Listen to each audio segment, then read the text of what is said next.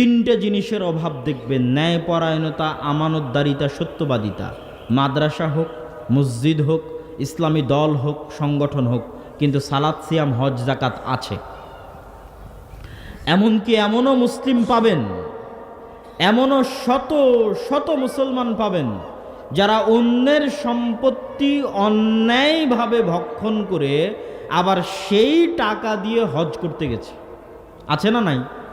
আছে। এবং বাংলাদেশের সরকারি লেভেলের প্রত্যেকটা ধাপে ধাপে, পদক্ষেপে পদক্ষেপে দুর্নীতি আছে। প্রত্যেকটা ধাপে এমনভাবে দুর্নীতি জেগে বসেছে, অথচ সে সালাত আদায় করে, অথচ সে সিয়াম পালন করে। আমি কতদিন সচিবালয়ে গেছি আমাদের একটা প্রাতিষ্ঠানিক কাজের জন্য, এই বছর বহুদিন সচিবালয়ে গেছি। বহু সচিব দেখবেন সালাত আদায় করছে, সিয়াম পালন করছে, বৃহস্পতিবারেরও সিয়াম পালন করছে, কিন্তু সে তার দায়িত্বের জায়গায় ন্যায়পরায়ণ নয়। তখন আমি বুঝলাম যে মুসলমানদের সমস্যা তো আসলে এখানে। একটা প্রজেক্ট আনতে হলে সেই রাস্তাঘাট হোক, যে কোনো কিছু হোক, এক একটা প্রজেক্টের অন্তত 25 থেকে 30% টাকা শুধু অবৈধভাবে ব্যয় হয়। একটা প্রজেক্ট যখন সরকারি অর্থ ওই বরাদ্দ হয়, যে কোনো প্রজেক্টের আপনি ভাগ দিবেন, ওই বরাদ্দের 25 থেকে 30% অর্থ অন্যায়ভাবে ব্যয় হয়। প্রজেক্ট কোন ঠিকাদারে পাবে, সেই ঠিকাদারে যাদের কাছ থেকে প্রজেক্ট নিয়ে আসবে তাদেরকে ঘুষ দিয়ে এসেছে। সাইট ইঞ্জিনিয়ারকে ঘুষ দিচ্ছে, স্থানীয় এমপি, মন্ত্রী, নেতা খেতাকে ঘুষ দিচ্ছে, নিজে নিচ্ছে। খুব জোর 60 অথবা 70% অর্থ ওই জায়গায় ব্যয় হয়, আর বাকি 30 থেকে 40% অর্থ অন্যায়ভাবে ব্যয় হয়। এবং এই ধরনের দুর্নীতির সাথে ব্যাপকভাবে মুসলমানেরা জড়িত, ব্যাপকভাবে। কয়টা মানুষকে আপনি আলাদা করতে পারবেন আমি নিজেও জানি না। কয়টা মুসলমানকে আপনি আলাদা করতে পারবেন ন্যায়পরায়ণতার মাপকাঠিতে, সত্যবাদিতার মাপকাঠিতে, আমানতদারিতার মাপকাঠিতে আমি নিজেও জানি না। বাংলাদেশে আমার ভোটের সময় কখনো থাকা হয়নি, এবার ছিলাম। প্রত্যেকটা মানুষ মিথ্যা কথা বলছে, জ্বলন্ত মিথ্যা কথা বলতেছে, চোখের সামনে মিথ্যা বলছে। প্রত্যেকটা প্রার্থীকে মিথ্যা বলছে যে আমি আপনাকে ভোট দিব, মিথ্যা বলে টাকা নিয়ে নিচ্ছে। অথচ সে ঈদের সালাতে আসতেছে, জুমার সালাতে আসতেছে, মসজিদ মাদ্রাসার কমিটির সভাপতি হিসেবে আছে, দায়িত্ব পালন করতেছে। তাহলে বাহ্যিকভাবে মুসলমানদের দাড়ি, টাকনোর উপর কাপড়, সালাত, সিয়াম ঠিক আছে, কিন্তু ভিতর থেকে এরা খোখলা হয়ে গেছে চারিত্রিকভাবে, চরমভাবে চারিত্রিক অধপতনের শিকার। ইউরোপ এবং ইউকেতে বসবাসরত মুসলমানদের অনেকেই, আমি তাদেরকে কষ্ট দেওয়ার জন্য নয়, অনেকেই মিথ্যা বলে সরকারের কাছ থেকে বেনিফিট নেয়। 80% হতে পারে, 70% মুসলমান হতে পারে, মিথ্যা বলে। গভর্নমেন্টের কাছে মিথ্যা বলে, সেই দেশের গভর্নমেন্টের কাছে মিথ্যা বলে বেনিফিট নেয়, যাতে অতিরিক্ত টাকা পাওয়া যায়। কেননা ওই দেশে চাইল্ড বেনিফিট আছে, ছোট বাচ্চা হলে তার বেনিফিট আছে, বেকার থাকলে তার বেনিফিট আছে, বয়স্ক হলে তার বেনিফিট আছে, ভাতা আছে। বেনিফিট মানে ভাতা। তো মিথ্যা বলে বেনিফিট নেয়। তাহলে মুসলমানদের, বেশিরভাগ মুসলমানদের রক্তের মধ্যে, মাংসের মধ্যে অন্যায়, অসততা, মিথ্যা, দুর্নীতি এগুলো প্রবেশ করে গেছে রক্তের মধ্যে। এবং সরকারি লেভেল বাদ দেন, যারা স্থানীয় পর্যায়ে ব্যবসা বাণিজ্য করে খাচ্ছে, তারাও প্রত্যেকটা ধাপে ধাপে মিথ্যা বলে অর্থ ইনকাম করতেছে, প্রত্যেকটা পদক্ষেপে মিথ্যা বলতেছে। তাদের কাছে সবচেয়ে সহজ কাজ মিথ্যা বলা, সবচেয়ে সহজ কাজ অন্যায় করা তথা ন্যায়পরায়ণতা ঠিক না রাখা, সবচেয়ে সহজ কাজ গীবত করা, সবচেয়ে সহজ কাজ গালি দেওয়া, সবচেয়ে সহজ কাজ অপবাদ দেওয়া। অথচ সবাই সালাত আদায়কারী, সবাই সিয়াম পালনকারী, সবারই টাকনোর উপর কাপড়, সবারই মুখে দাড়ি। আজকে অত্র অনুষ্ঠানে আমার সংক্ষিপ্ত বক্তব্যের বিষয়বস্তু মুসলিম উম্মার অধপতনের কারণ বিশ্লেষণ। আল্লাহ সুবহানাহু ওয়া তাআলা পবিত্র কোরআন মাজিদে বলেন, ইন্নাল্লাহা ইয়া'মুরুকুম আন তুআদ্দুল আমানাতি ইলা আহলিহা ওয়া ইযা হাকামতুম বাইনান নাস আন তাহকুমু বিল আদল। হে দুনিয়ার মানুষ, আল্লাহ তোমাদেরকে আদেশ দিচ্ছেন, পৃথিবীর সৃষ্টিকর্তা তোমাদেরকে আদেশ দিচ্ছেন যে তোমরা প্রত্যেকটা বিষয়ের আমানতকে তার নিজ নিজ জায়গায় পৌঁছে দাও, আর যখনই তোমরা ফায়সালা করবে তখন ন্যায় পরায়ণতার সাথে ফায়সালা করো। আল্লাহ সুবহানাহু ওয়া তাআলা পবিত্র কোরআন মাজিদে আরো বলেন, ইয়া আইয়ুহাল্লাযীনা আমানু কুনু কাওয়ামিনা বিল কিসত, হে ঈমানদারগণ তোমরা ন্যায় পরায়ণতা প্রতিষ্ঠাকারী হও, ন্যায় পরায়ণতা প্রতিষ্ঠা করো। আল্লাহ সুবহানাহু ওয়া তাআলা আরো বলেন, লা ইয়াজরিমান্নাকুম শানআনু কওমিন আলা আল্লা তা'দিলু, কোনো একটি জাতি, গোষ্ঠী, গোত্র, দল, সংগঠন, ব্যক্তি কোনো কিছুর প্রতি তোমার অন্তরে লালন করা হিংসা বিদ্বেষ যেন তোমাকে অন্যায় পরায়ণতার পথে ধাবিত না করে। আলা আল্লাহ তা'দিলু, তোমাকে যেন এই পথে ধাবিত না করে। তোমার অন্তরে লালন করা হিংসা এবং বিদ্বেষ, সেই হিংসা বিদ্বেষ কোনো ব্যক্তির ক্ষেত্রে হতে পারে, কোনো গোষ্ঠী কোনো গোত্রের ক্ষেত্রে হতে পারে, কোনো দল সংগঠনের ক্ষেত্রে হতে পারে, কোনো মসজিদ মাদ্রাসার ক্ষেত্রে হতে পারে, যেন তোমাকে তোমার এই হিংসা বিদ্বেষ ধাবিত না করে অন্যায় পরায়ণতার দিকে। বরং তোমরা কি করো, ই'দিলু, ন্যায় পরায়ণতা প্রতিষ্ঠা করো। আর ন্যায় পরায়ণতা হচ্ছে তাকওয়ার সবচেয়ে নিকটবর্তী। সম্মানিত উপস্থিতি, এই যে আয়াতগুলো, এই আয়াতের মতো সমর্থবোধক অসংখ্য আয়াত আল্লাহ সুবহানাহু ওয়া তাআলা পবিত্র কোরআনে অবতীর্ণ করেছেন, যার সারমর্ম হচ্ছে আল্লাহ সুবহানাহু ওয়া তাআলা মানুষকে, মুমিনকে তাদের বাস্তবিক জীবনে ন্যায় পরায়ণতা প্রতিষ্ঠা করতে বলছেন। প্রত্যেকটা বস্তুকে তার যথাযোগ্য মর্যাদায় রাখতে বলছেন। পাশাপাশি আল্লাহ সুবহানাহু ওয়া তাআলা এটাও ঘোষণা দিচ্ছেন যে আমি আল্লাহ ন্যায়পরায়ণ, এবং ইন্নী হাররামতু যুলমা আলাইয়া, আমি আল্লাহ আমার উপর জুলুম করাকে, অত্যাচার করাকে হারাম করেছি।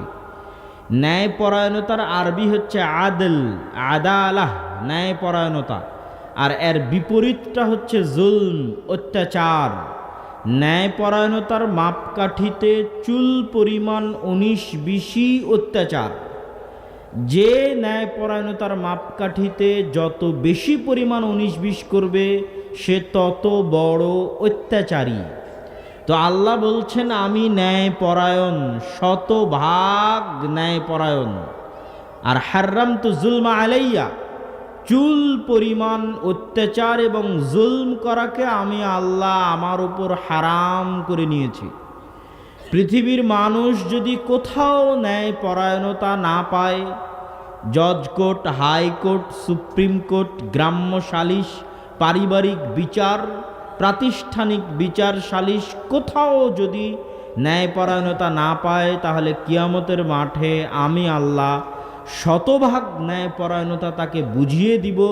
সৃষ্টিকর্তা হিসেবে এটা আমার উপর আমি ফরজ করে নিয়েছি, এটা আমার জিম্মেদারি, এটা আমার দায়িত্ব। এই জন্য আমি আমার উপর জুলমকে হারাম করেছি। মানুষ যদি মানুষের কাছে ন্যায়পরায়ণতা বুঝে না পায়, পৃথিবীর কোনো আইন, কোনো আদালত, কোনো বিচার, কোনো সালিশ মানুষকে যদি ন্যায়পরায়ণতা না দেয়, আর কিয়ামতের মাঠেও মানুষ যদি আল্লাহ সুবহানাহু তাআলার কাছে ন্যায়পরায়ণতা না পায়, তাহলে আল্লাহ সুবহানাহু তাআলা তার নিজস্ব দাবিতে মিথ্যুক হবেন, নাউজুবিল্লাহ। কিন্তু যেহেতু তিনি সত্যবাদী, এবং যেহেতু তিনি ওয়াদা দিলে রক্ষা করেন, এবং যেহেতু তিনি শতভাগ ন্যায়পরায়ণ, এই জন্য কে কত বড় তাহাজ্জুদ গুজার, আর কে কত বড় দানশীল, আর কে কত বড় আলেম, এইটা বিবেচনা করে আল্লাহ কিয়ামতের মাঠে বিচার করবেন না। যত বড় দানশীল হোক, যত বড় নেতা হোক, যত বড় আলেম হোক, যত বড় তাহাজ্জুদ গুজার হোক, দুনিয়ার কোনো মানুষের উপর যদি চুল পরিমাণ অত্যাচার করে থাকে, ন্যায়পরায়ণতা পরিপূর্ণভাবে আদায় না করে থাকে, সেটা স্ত্রীর সাথেই হোক না কেন, ন্যায়পরায়ণতা খুবই ভয়ঙ্কর জিনিস, সেটা স্ত্রীর সাথেই হোক না কেন। ওই যে আল্লাহ বলেছে যে আব্দুল আমানাত, যার যা হক সেটা তাকে বুঝিয়ে দাও, এটাই ন্যায়পরায়ণতা। যে যতটুকু পায় তাকে ততটুকু দিয়ে দাও, এটাই ন্যায়পরায়ণতা। যে যতটুকু পাওয়ার হকদার তার ততটুকু আদায় করো। তোমার বাপ মা তোমার কাছে কেমন সম্মান পাওয়ার হকদার, তার চেয়ে চুল পরিমাণ সম্মান কম করলে ওটাই অত্যাচার, ওটাই জুলম। তোমার স্ত্রী তোমার কাছে কি কি জিনিস পাওয়ার হক রাখে সেটা পরিপূর্ণ আদায় করো, এটাই ন্যায়পরায়ণতা। আদায় না করা জুলম। তোমার বোন তোমার বাপের সম্পত্তিতে কি পরিমাণ ভাগ পায় এটা আদায় করা ন্যায়পরায়ণতা, আর এটা আদায় করতে চুল পরিমাণ গড়িমসি করা জুলম। এখন ওই ভাই যদি রাত দিন তাহাজ্জুদের সালাত আদায় করে, প্রত্যেক বছর হজ করে, কোটি কোটি টাকা দান করে, আর বোনের সম্পত্তি বুঝিয়ে দিতে গড়িমসি করে, চুল পরিমাণ অন্যায়পরায়ণতা করে, তাহলে কিয়ামতের মাঠে আল্লাহ তাকে তার তাহাজ্জুদের জন্য, তার হজের জন্য, তার দানের জন্য ছাড় দিবেন না।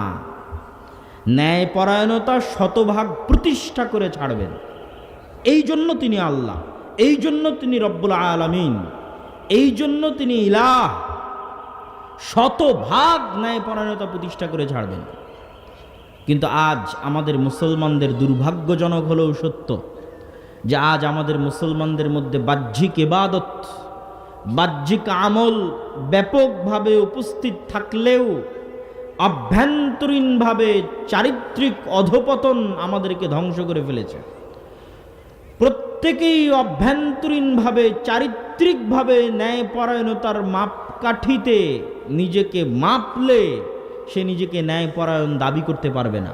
আমি নিজেকে সহ সবাইকে সহ বলছি, বিশেষ করে মুসলমানদেরকে লক্ষ্য করে বলছি যে আজকে আমার বক্তব্যের টপিক ছিল মুসলমানদের অধপতনের কারণ কি।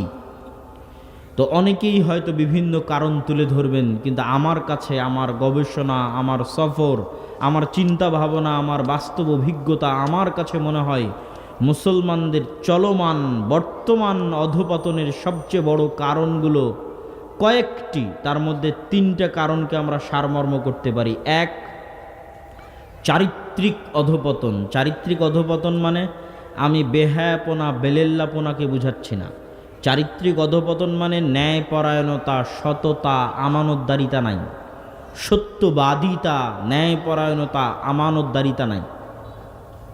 কেননা এখনো বেহায়াপনা বেলেল্লাপনার দিক থেকে আপনি অনেক ভালো মানুষ পাবেন, বাহ্যিক আমলের দিক থেকে ভালো প্রতিষ্ঠান পাবেন, ভালো মসজিদ পাবেন, ভালো মাদ্রাসা পাবেন, কিন্তু মসজিদ মাদ্রাসাতে গেলেও যে জিনিসটা পাবেন না, ইসলামী দল ইসলামী সংগঠনে গেলেও যে জিনিসটা পাবেন না, আমার কাছে আসলে আমি সালাত সিয়াম হজ জাকাতের মাপকাঠিতে আমাকে ঠিক পাবেন, কিন্তু আমার কাছে যে জিনিসটা পাবেন না, আমার মতো এরকম শত আলেম ওলামার কাছে গেলে সালাত সিয়াম হজ জাকাত ঠিক পাবেন, কিন্তু যে জিনিসটা পাবেন না, যেটার দুর্ভিক্ষ মহামারী মুসলিম উম্মার মধ্যে চলতেছে, সেটাই ন্যায়পরায়ণতা, সেটাই সত্যবাদিতা, সততা, সেটাই আমানতদারিতা।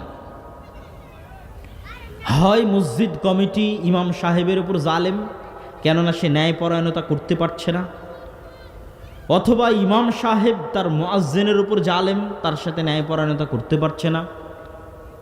ইসলামী দল ইসলামী সংগঠনে কেউ ন্যায়পরায়ণতার ভিত্তিতে পদ পাচ্ছে না, দায়িত্ব পাচ্ছে না।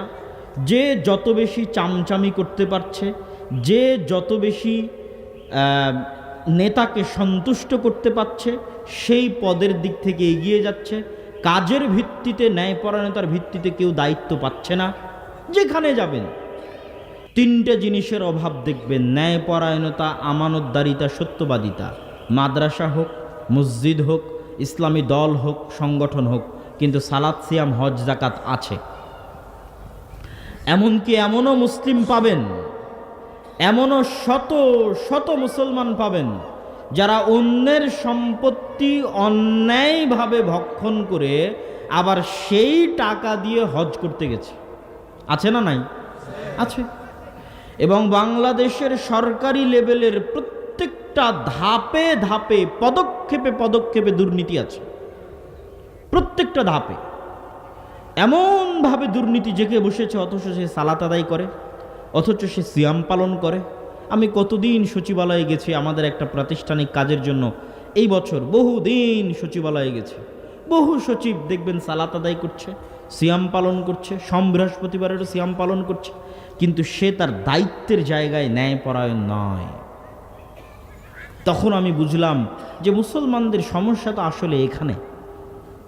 একটা প্রজেক্ট আনতে হলে সেই রাস্তাঘাট হোক, যে কোনো কিছু হোক, এক একটা প্রজেক্টের অন্তত 25 থেকে 30% টাকা শুধু অবৈধভাবে ব্যয় হয়। একটা প্রজেক্ট যখন সরকারি অর্থ ওই বরাদ্দ হয়, যে কোনো প্রজেক্টের আপনি ভাগ দিবেন, ওই বরাদ্দের 25 থেকে 30% অর্থ অন্যায়ভাবে ব্যয় হয়। প্রজেক্ট কোন ঠিকাদারে পাবে, সেই ঠিকাদারে যাদের কাছ থেকে প্রজেক্ট নিয়ে আসবে তাদেরকে ঘুষ দিয়ে এসেছে, সাইট ইঞ্জিনিয়ারকে ঘুষ দিচ্ছে, স্থানীয় এমপি মন্ত্রী নেতা খেতাকে ঘুষ দিচ্ছে, নিজে নিচ্ছে। খুব জোর 60 অথবা 70% অর্থ ওই জায়গায় ব্যয় হয়, আর বাকি 30 থেকে 40% অর্থ অন্যায়ভাবে ব্যয় হয়। এবং এই ধরনের দুর্নীতির সাথে ব্যাপকভাবে মুসলমানেরা জড়িত, ব্যাপকভাবে। কয়টা মানুষকে আপনি আলাদা করতে পারবেন আমি নিজেও জানি না, কয়টা মুসলমানকে আপনি আলাদা করতে পারবেন ন্যায়পরায়ণতার মাপকাঠিতে, সত্যবাদিতার মাপকাঠিতে, আমানতদারিতার মাপকাঠিতে আমি নিজেও জানি না। বাংলাদেশে আমার ভোটের সময় কখনো থাকা হয়নি, এবার ছিলাম। প্রত্যেকটা মানুষ মিথ্যা কথা বলছে, জ্বলন্ত মিথ্যা কথা বলতেছে, চোখের সামনে মিথ্যা বলছে। প্রত্যেকটা প্রার্থীকে মিথ্যা বলছে যে আমি আপনাকে ভোট দিব, মিথ্যা বলে টাকা নিয়ে নিচ্ছে। অথচ সে ঈদের সালাতে আসতেছে, জুমার সালাতে আসতেছে, মসজিদ মাদ্রাসার কমিটির সভাপতি হিসেবে আছে, দায়িত্ব পালন করতেছে। তাহলে বাহ্যিকভাবে মুসলমানদের দাড়ি, টাকনোর উপর কাপড়, সালাত সিয়াম ঠিক আছে, কিন্তু ভিতর থেকে এরা খোখলা হয়ে গেছে চারিত্রিকভাবে, চরমভাবে চারিত্রিক অধপতনের শিকার। ইউরোপ এবং ইউকেতে বসবাসরত মুসলমানদের অনেকেই, আমি তাদেরকে কষ্ট দেওয়ার জন্য নয়, অনেকেই মিথ্যা বলে সরকারের কাছ থেকে বেনিফিট নেয়। 80% হতে পারে, 70% মুসলমান হতে পারে, মিথ্যা বলে, গভর্নমেন্টের কাছে মিথ্যা বলে, সেই দেশের গভর্নমেন্টের কাছে মিথ্যা বলে বেনিফিট নেয় যাতে অতিরিক্ত টাকা পাওয়া যায়। কেননা ওই দেশে চাইল্ড বেনিফিট আছে, ছোট বাচ্চা হলে তার বেনিফিট আছে, বেকার থাকলে তার বেনিফিট আছে, বয়স্ক হলে তার বেনিফিট আছে, ভাতা আছে। বেনিফিট মানে ভাতা। তো মিথ্যা বলে বেনিফিট নেয়। তাহলে মুসলমানদের, বেশিরভাগ মুসলমানদের রক্তের মধ্যে, মাংসের মধ্যে অন্যায়, অসততা, মিথ্যা, দুর্নীতি এগুলো প্রবেশ করে গেছে রক্তের মধ্যে। এবং সরকারি লেভেল বাদ দেন, যারা স্থানীয় পর্যায়ে ব্যবসা বাণিজ্য করে খাচ্ছে, তারাও প্রত্যেকটা ধাপে ধাপে মিথ্যা বলে অর্থ ইনকাম করতেছে, প্রত্যেকটা পদক্ষেপে মিথ্যা বলতেছে।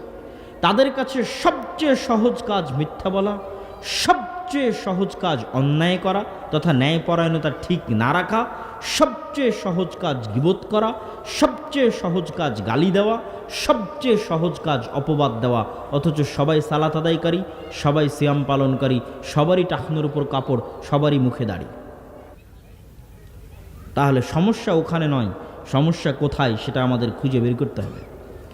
সম্মানিত উপস্থিতি, তাহলে মুসলমানদের সামগ্রিক অধপতনের 1 নাম্বার বলেছি চারিত্রিক অধপতন। এবং এই চারিত্রিক অধপতন দেখা দিয়েছিল বানু ইসরাইলের মধ্যে। চারিত্রিক অধপতন মানে আমি বেহায়াপনা, বেলেল্লাপনার কথা বলিনি। সত্য বলার সাহস নাই, ন্যায়পরায়ণতা বাস্তবায়ন করার হ্যাডম নাই, সাহস নাই, হিম্মত নাই, চুরি, বাটপারি, দুর্নীতি, মিথ্যার মধ্যে জীবন, জন্ম থেকে মৃত্যু পর্যন্ত। এই জন্য এরা গোলাম। আর একই স্বভাব প্রবেশ করেছিল বানু ইসরাইলের মধ্যে। বানু ইসরাইল কারা? নবী ইয়াকুব আলাইহিস সালাতু ওয়াস সালামের সন্তানদের বলা হয় বানু ইসরাইল। ইয়াকুব আলাইহিস সালাতু ওয়াস সালামের অপর নাম হচ্ছে ইসরাইল। ইয়াকুব আলাইহিস সালাতু ওয়াস সালাম কার সন্তান? ইসহাক আলাইহিস সালাতু ওয়াস সালামের সন্তান। ইসহাক আলাইহিস সালাতু ওয়াস সালাম কার সন্তান? ইব্রাহিম আলাইহিস সালাতু ওয়াস সালামের সন্তান। এখানে একটা মজার কথা বলে রাখি, পৃথিবীর তিনটা ধর্ম হচ্ছে সেমেটিক রিলিজিয়ান বা আব্রাহামিক রিলিজিয়ান। ইব্রাহিম আলাইহিস সালাতু ওয়াস সালামের ডিসেন্ডেন্ট, তার বংশধর দাবি করে মিল্লাতে ইব্রাহিমের অনুসারী হওয়ার দাবিদার পৃথিবীর 3টা ধর্ম। ইহুদি, খ্রিস্টান, ইসলাম, মুসলমানেরা। যদিও সবাই মুসলমান ছিলেন, আল্লাহ কোরআনে বলছেন ইব্রাহিম ইহুদিও ছিলেন না, নাসারাও ছিলেন না, বরং কি ছিলেন? মুসলিমা, মুমিনা, তিনি মুসলিম ছিলেন।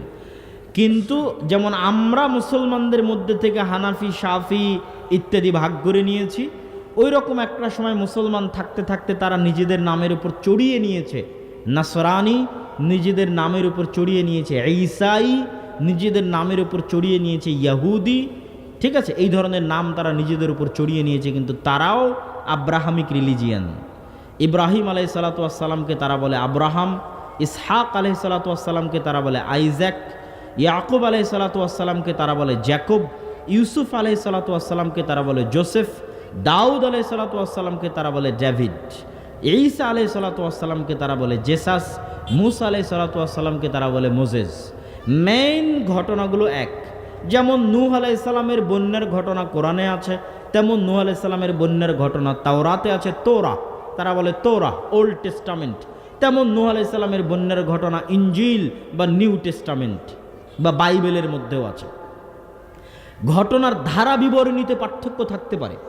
যেমন ইসমাইল আলাইহিসসালাতু ওয়াসসালামের জবাই করার ঘটনা কোরআনে আছে, ঠিক তেমনি জবাইয়ের ঘটনা তোরাহ বা তাওরাত বা ওল্ড টেস্টামেন্টেও আছে, ইনজিল বা নিউ টেস্টামেন্ট বা বাইবেলেও আছে।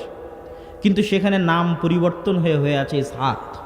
তারা দাবি করে ইব্রাহিম আলাইহিসসালাতু ওয়াসসালাম ইসহাক আলাইহিসসালাতু ওয়াসসালামকে জবাই করেছিলেন আল্লাহর জন্য, আর তিনি একমাত্র দয়াপ্রাপ্ত এবং রহমতপ্রাপ্ত। আর কোরআন বলছে না, ইব্রাহিম আলাইহিসসালাতু ওয়াসসালাম জবাই করেছিলেন ইসমাইল আলাইহিসসালাতু ওয়াসসালামকে, আর উভয়ই দয়াপ্রাপ্ত এবং রহমতপ্রাপ্ত। ইসহাক এবং তার বংশধরেরাও দয়াপ্রাপ্ত, রহমতপ্রাপ্ত, ইসমাইল এবং তার বংশধরেরাও দয়াপ্রাপ্ত এবং রহমতপ্রাপ্ত। যাক, এই সংক্ষিপ্ত সারমর্মের পর আমরা একটু বানু ইসরাইলের পরিচয় দেখি। তাহলে ইয়াকুব বিন ইসহাক বিন ইব্রাহিম, তো ইয়াকুব আলাইহিসসালাতু ওয়াসসালামের 12 সন্তান, 12 সন্তানের এক সন্তান ইউসুফ আলাইহিসসালাতু ওয়াসসালাম কুয়ার মধ্যে পড়ে বাজারে বিক্রি হয়ে গেলেন মিশরের। আজও ফিলিস্তিন থেকে মিশরের যোগাযোগ, যেমন এখনকার নিউজ, আপডেট নিউজ হচ্ছে যে গাজার মানুষজন বিভিন্ন অঞ্চল ছেড়ে দিয়ে পালিয়ে গিয়ে মিশরের সীমান্তবর্তী রাফা ক্রসিংয়ে আশ্রয় নিয়ে আছে। গাদাগাদি করে তাঁবু টানিয়ে 20 লক্ষ মানুষ অবস্থান করছে, পশু প্রাণীর মতো, গরু ছাগলের মতো। তাদের কোনো বাড়িঘর নাই, কিছু নাই, কেননা সব ভেঙে ফেলেছে, চুরমার করে দিয়েছে বোমা বর্ষণ করে। মানবেতর জীবনযাপন করছে তারা রাফা ক্রসিংয়ে। এখন ইসরায়েল চাচ্ছে সেখানেও হামলা করতে, এখনও শুরু করেনি, আল্লাহ সুবহানাহু ওয়া তাআলা জানে কবে শুরু করবে। তো এই রাফা ক্রসিংটাই হচ্ছে মিশরের সাথে সংলগ্ন ফিলিস্তিনের ভূমি। তো ইসহাক, ইয়াকুব, ইব্রাহিম এরা বাস করতেন ফিলিস্তিনে, আর ইব্রাহিমের বাবা বাস করতেন ইরাকে। ইরাক থেকে হিজরত করে ইব্রাহিম এসেছেন ফিলিস্তিনে। আর লূত আলাইহিসসালাতু ওয়াসসালামের শহর যখন আল্লাহ উল্টিয়ে দিয়েছে, তখন লূত আলাইহিসসালাতু ওয়াসসালামও এসেছেন ফিলিস্তিনে, জেরুজালেমে, আল আরজুল মুকাদ্দাসা, পবিত্র ভূমি। এগুলো সব কোরআনে বলা আছে, যা বলছি সবই কোরআনে। তো ইউসুফ আলাইহিসসালাতু ওয়াসসালাম প্রথম ফিলিস্তিন থেকে গেলেন মিশরে, তারপরে জেলখানা থেকে মিথ্যা অপবাদ নিয়ে জেল খেটে তিনি হয়ে গেলেন মন্ত্রী। মন্ত্রী হওয়ার পর তার বাপ এবং বাকি 11 ভাইকে মিশরে ডেকে পাঠালেন। তো বাপ এবং বাকি 11 ভাই মিশরে গিয়ে যখন তাকে সিজদা করছে বাকি 11 ভাই, তখন ইউসুফ আলাইহিস সালাম বলছেন, বাবা হাদা তা'বীলুর রুইয়া, এই যে এইটাই হচ্ছে আমার ওই স্বপ্নের ব্যাখ্যা, যেই স্বপ্ন আমি ছোটবেলায় দেখেছিলাম, ইন্নী রাআইতু আহাদা আশারা কাওকাবা, যে 11টা তারকা আমাকে সিজদা করতেছে, সেই স্বপ্নের ব্যাখ্যা এই যে আমার 11 ভাই আমাকে সিজদা করতেছে। তো আমরা ঘটনা সামনের দিকে আগাই। এই 11 ভাই আর ইউসুফ মিলে 12 ভাই, এই 12 ভাইকেই বলা হয় বানু ইসরাইল। ইউসুফ আলাইহিসসালাতু ওয়াসসালামের মৃত্যুর পরে ফেরাউনেরা যখন ক্ষমতায় আসে, তখন ফেরাউন ইউসুফের বংশধরদেরকে, ইয়াকুবের বংশধরদেরকে গোলাম বানায়, এবং এই গোলামির জীবনযাপন তারা করে 300, 350, 400 বছর। 300, 350, 400 বছর পর নতুন নবী মুসা, ইউসুফ থেকে মুসার ব্যবধান 300, 350, 400 বছর। তাহলে ইউসুফ আলাইহিস সালামের মৃত্যুর পর বানু ইসরাইল ফেরাউনের গোলাম হয়ে গেল, আর ফেরাউনের গোলাম থাকা অবস্থায় জন্ম নিল নতুন নবী মুসা। কেমন গোলাম ছিল ফেরাউনের? আল্লাহ কোরআনে বলছেন, ইউদাব্বিহুনা আবনাআকুম ওয়া ইস্তাহইউনা নিসাআকুম ওয়া ফি যালিকুম বালাউম মির রাব্বিকুম আযীম। ফেরাউন তোমাদের ছেলে সন্তানদের তোমাদের চোখের সামনে জবাই করত, জীবন্ত জবাই করত। ওয়া ইস্তাহইউনা নিসাআকুম, আর তোমাদের মেয়ে সন্তানদের বাঁচিয়ে রাখত। এই রকম জুলুম ছিল, এই রকম গোলাম ছিল। আজকের যুগের ফেরাউনেরা যেমন সারা পৃথিবীর মানুষের চোখের সামনে, সারা পৃথিবীর মানুষের চোখের সামনে Facebook, YouTube, Instagram, Twitter, BBC, CNN, Al Jazeera, সারা পৃথিবীর টিভি, ক্যামেরা, চ্যানেলের লাইভের সামনে আজকের যুগের ফেরাউনেরা যেমন মুসলমানদেরকে ওপেন জবাই করতেছে, কেউ বাধা দেওয়ার নাই, কেউ ঠেকানোর নাই, একই রকম গোলামি। গোলামি সেম। ওই বানু ইসরায়েলেরা একই রকম গোলামি করেছিল ফেরাউনের, যখন ফেরাউন তাদের চোখের সামনে তাদের ছেলে সন্তানদের জবাই করত। আর আজকে সারা পৃথিবীর চোখের সামনে বানু ইসমাইলের সন্তানদের জবাই করতেছে। আজকের যুগের ফেরাউনেরা গোলামির লেভেল একই। তথা ওই যুগের বানু ইসরায়েলেরা ওই যুগের ফেরাউনের যেমন গোলাম ছিল, আমরা আজকের মুসলমানেরা এই যুগের ফেরাউনের তেমনই গোলাম। ওই যুগের বানু ইসরায়েলদের যেমন ন্যূনতম স্বাধীনতা ছিল না, আজকের যুগের যারা আমরা মুসলমান বানু ইসমাইল, কিন্তু এই যুগের বানু ইসরায়েল তাদেরও ওই রকম ন্যূনতম স্বাধীনতা নাই। সারা পৃথিবীর চোখের সামনে ওপেন হত্যা হচ্ছে, গণহত্যা হচ্ছে, পৃথিবীতে কেউ কথা বলার নাই। গোলামির লেভেল একই রকম। এই জন্য বানু ইসরায়েলের কথা আমাদের জানতে হবে, এই জন্যই জানতে হবে। কোরআনে একমাত্র জাতি বানু ইসরায়েল যাদের কথা আল্লাহ বিস্তারিত বলেছেন। কোরআনে একমাত্র জাতি বানু ইসরায়েল যাদের কথা আল্লাহ বিস্তারিত বলেছেন। পবিত্র কোরআনে একমাত্র জাতি বানু ইসরায়েল যাদের কথা আল্লাহ বিস্তারিত বলেছেন। আর কোন জাতির কথা, কোন কওমের কথা আল্লাহ তো বিস্তারিত বলেননি। কোরআনের প্রত্যেকটা হরফ দামি, প্রত্যেকটা বাক্য দামি। এত দামি গ্রন্থর একটা বেশিরভাগ অংশ আল্লাহ পরিপূর্ণ করে রেখেছেন শুধু বানু ইসরায়েলের ঘটনা দিয়ে, যে বানু ইসরায়েলরা এই করলো, বানু ইসরায়েলদের সাথে এই হলো, বানু ইসরায়েলরা এই করলো, বানু ইসরায়েলের সাথে এই হলো। কেন? এই জন্যই যে ওই যুগের বানু ইসরায়েলরা যেমন ছিল, উম্মতে মুহাম্মাদি একদিন তেমন হয়ে যাবে। আরও সারমর্ম করে বললে, এই কোরআন যাদের কাছে থাকবে, এই কোরআন যারা পড়বে, তাদের জন্য বানু ইসরায়েলের ঘটনা কোরআনে দিয়ে দিলাম। কেননা বানু ইসরায়েলদের সাথে যেমন হয়েছিল, বানু ইসরায়েলেরা যেমন করছিল, এই কোরআনের যারা অনুসারী হবে তাদেরও একদিন অবস্থা ওই রকম, ওই পর্যায়ে হয়ে যাবে। তারা যেন বানু ইসরায়েলের ঘটনা দেখে শিখতে পারে, বানু ইসরায়েলের ঘটনা পড়ে শিক্ষা নিতে পারে যে আজ আমরা কোন অবস্থায় আছি, আর আজ থেকে 5000 বছর আগে আল্লাহ কোরআনে বলছে বানু ইসরায়েলেরা কি অবস্থায় ছিল। অবস্থা তো একই রকম, হুবহু একই রকম অবস্থা।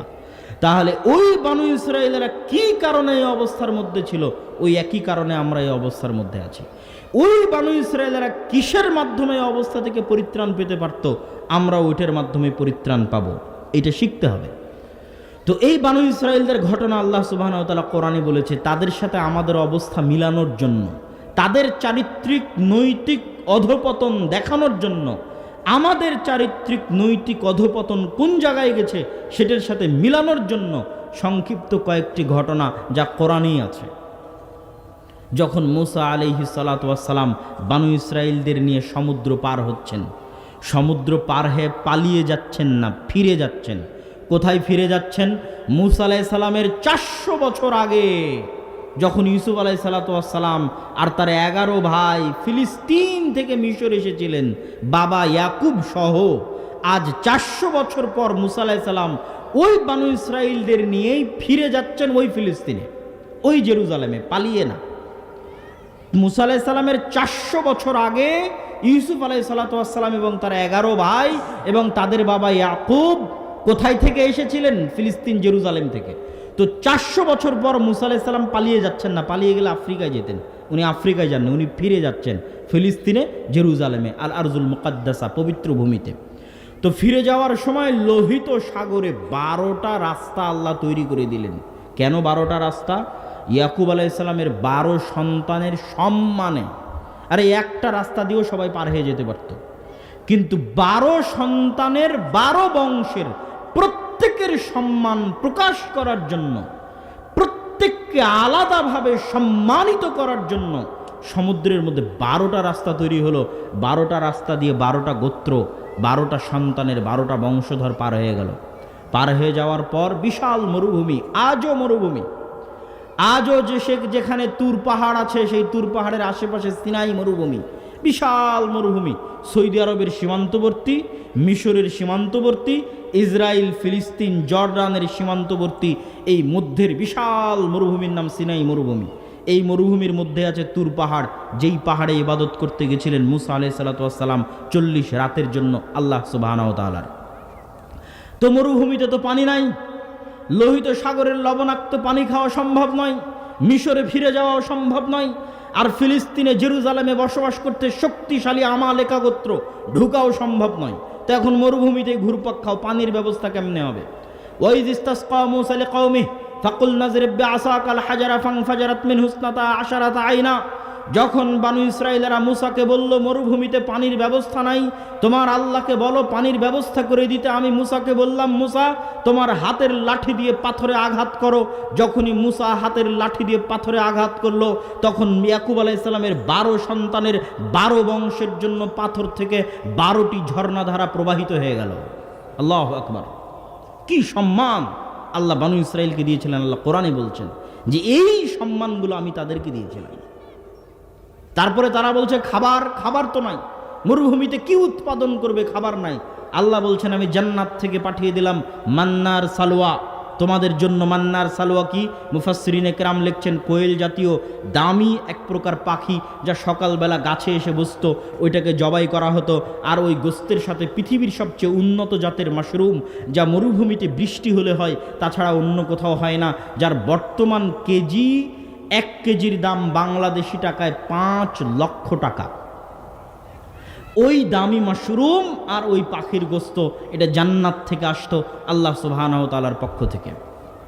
তাহলে পর কতগুলো নিয়ামত সমুদ্রের মধ্যে চোখের সামনে দেখলো, রাস্তা হয়ে যাচ্ছে চোখের সামনে। ওয়াংতুম তানজুরুন, তোমরা নিজেরা চোখের সামনে দেখেছো ফেরাউনকে ডুবে মরতে। কোন ফেরাউন? যে ফেরাউন তোমাদের ছেলে সন্তানদের জবাই করত, ওই ফেরাউনকে তোমরা তোমাদের চোখের সামনে ডুবে মরতে দেখেছো। আর কি? তোমাদের জন্য পাথর থেকে ঝর্ণাধারা প্রবাহিত করে দিয়েছি। আর কি? জান্নাত থেকে তোমাদের জন্য খাবার দিয়েছি।